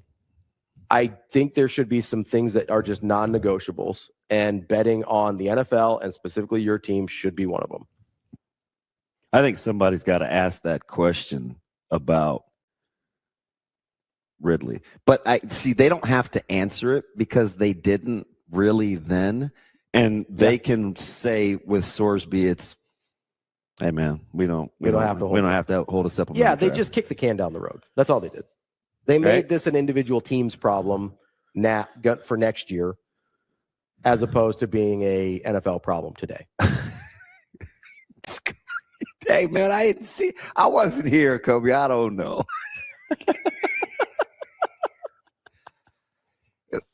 Shane, when we come back, I'm going to need you to send Kobe a link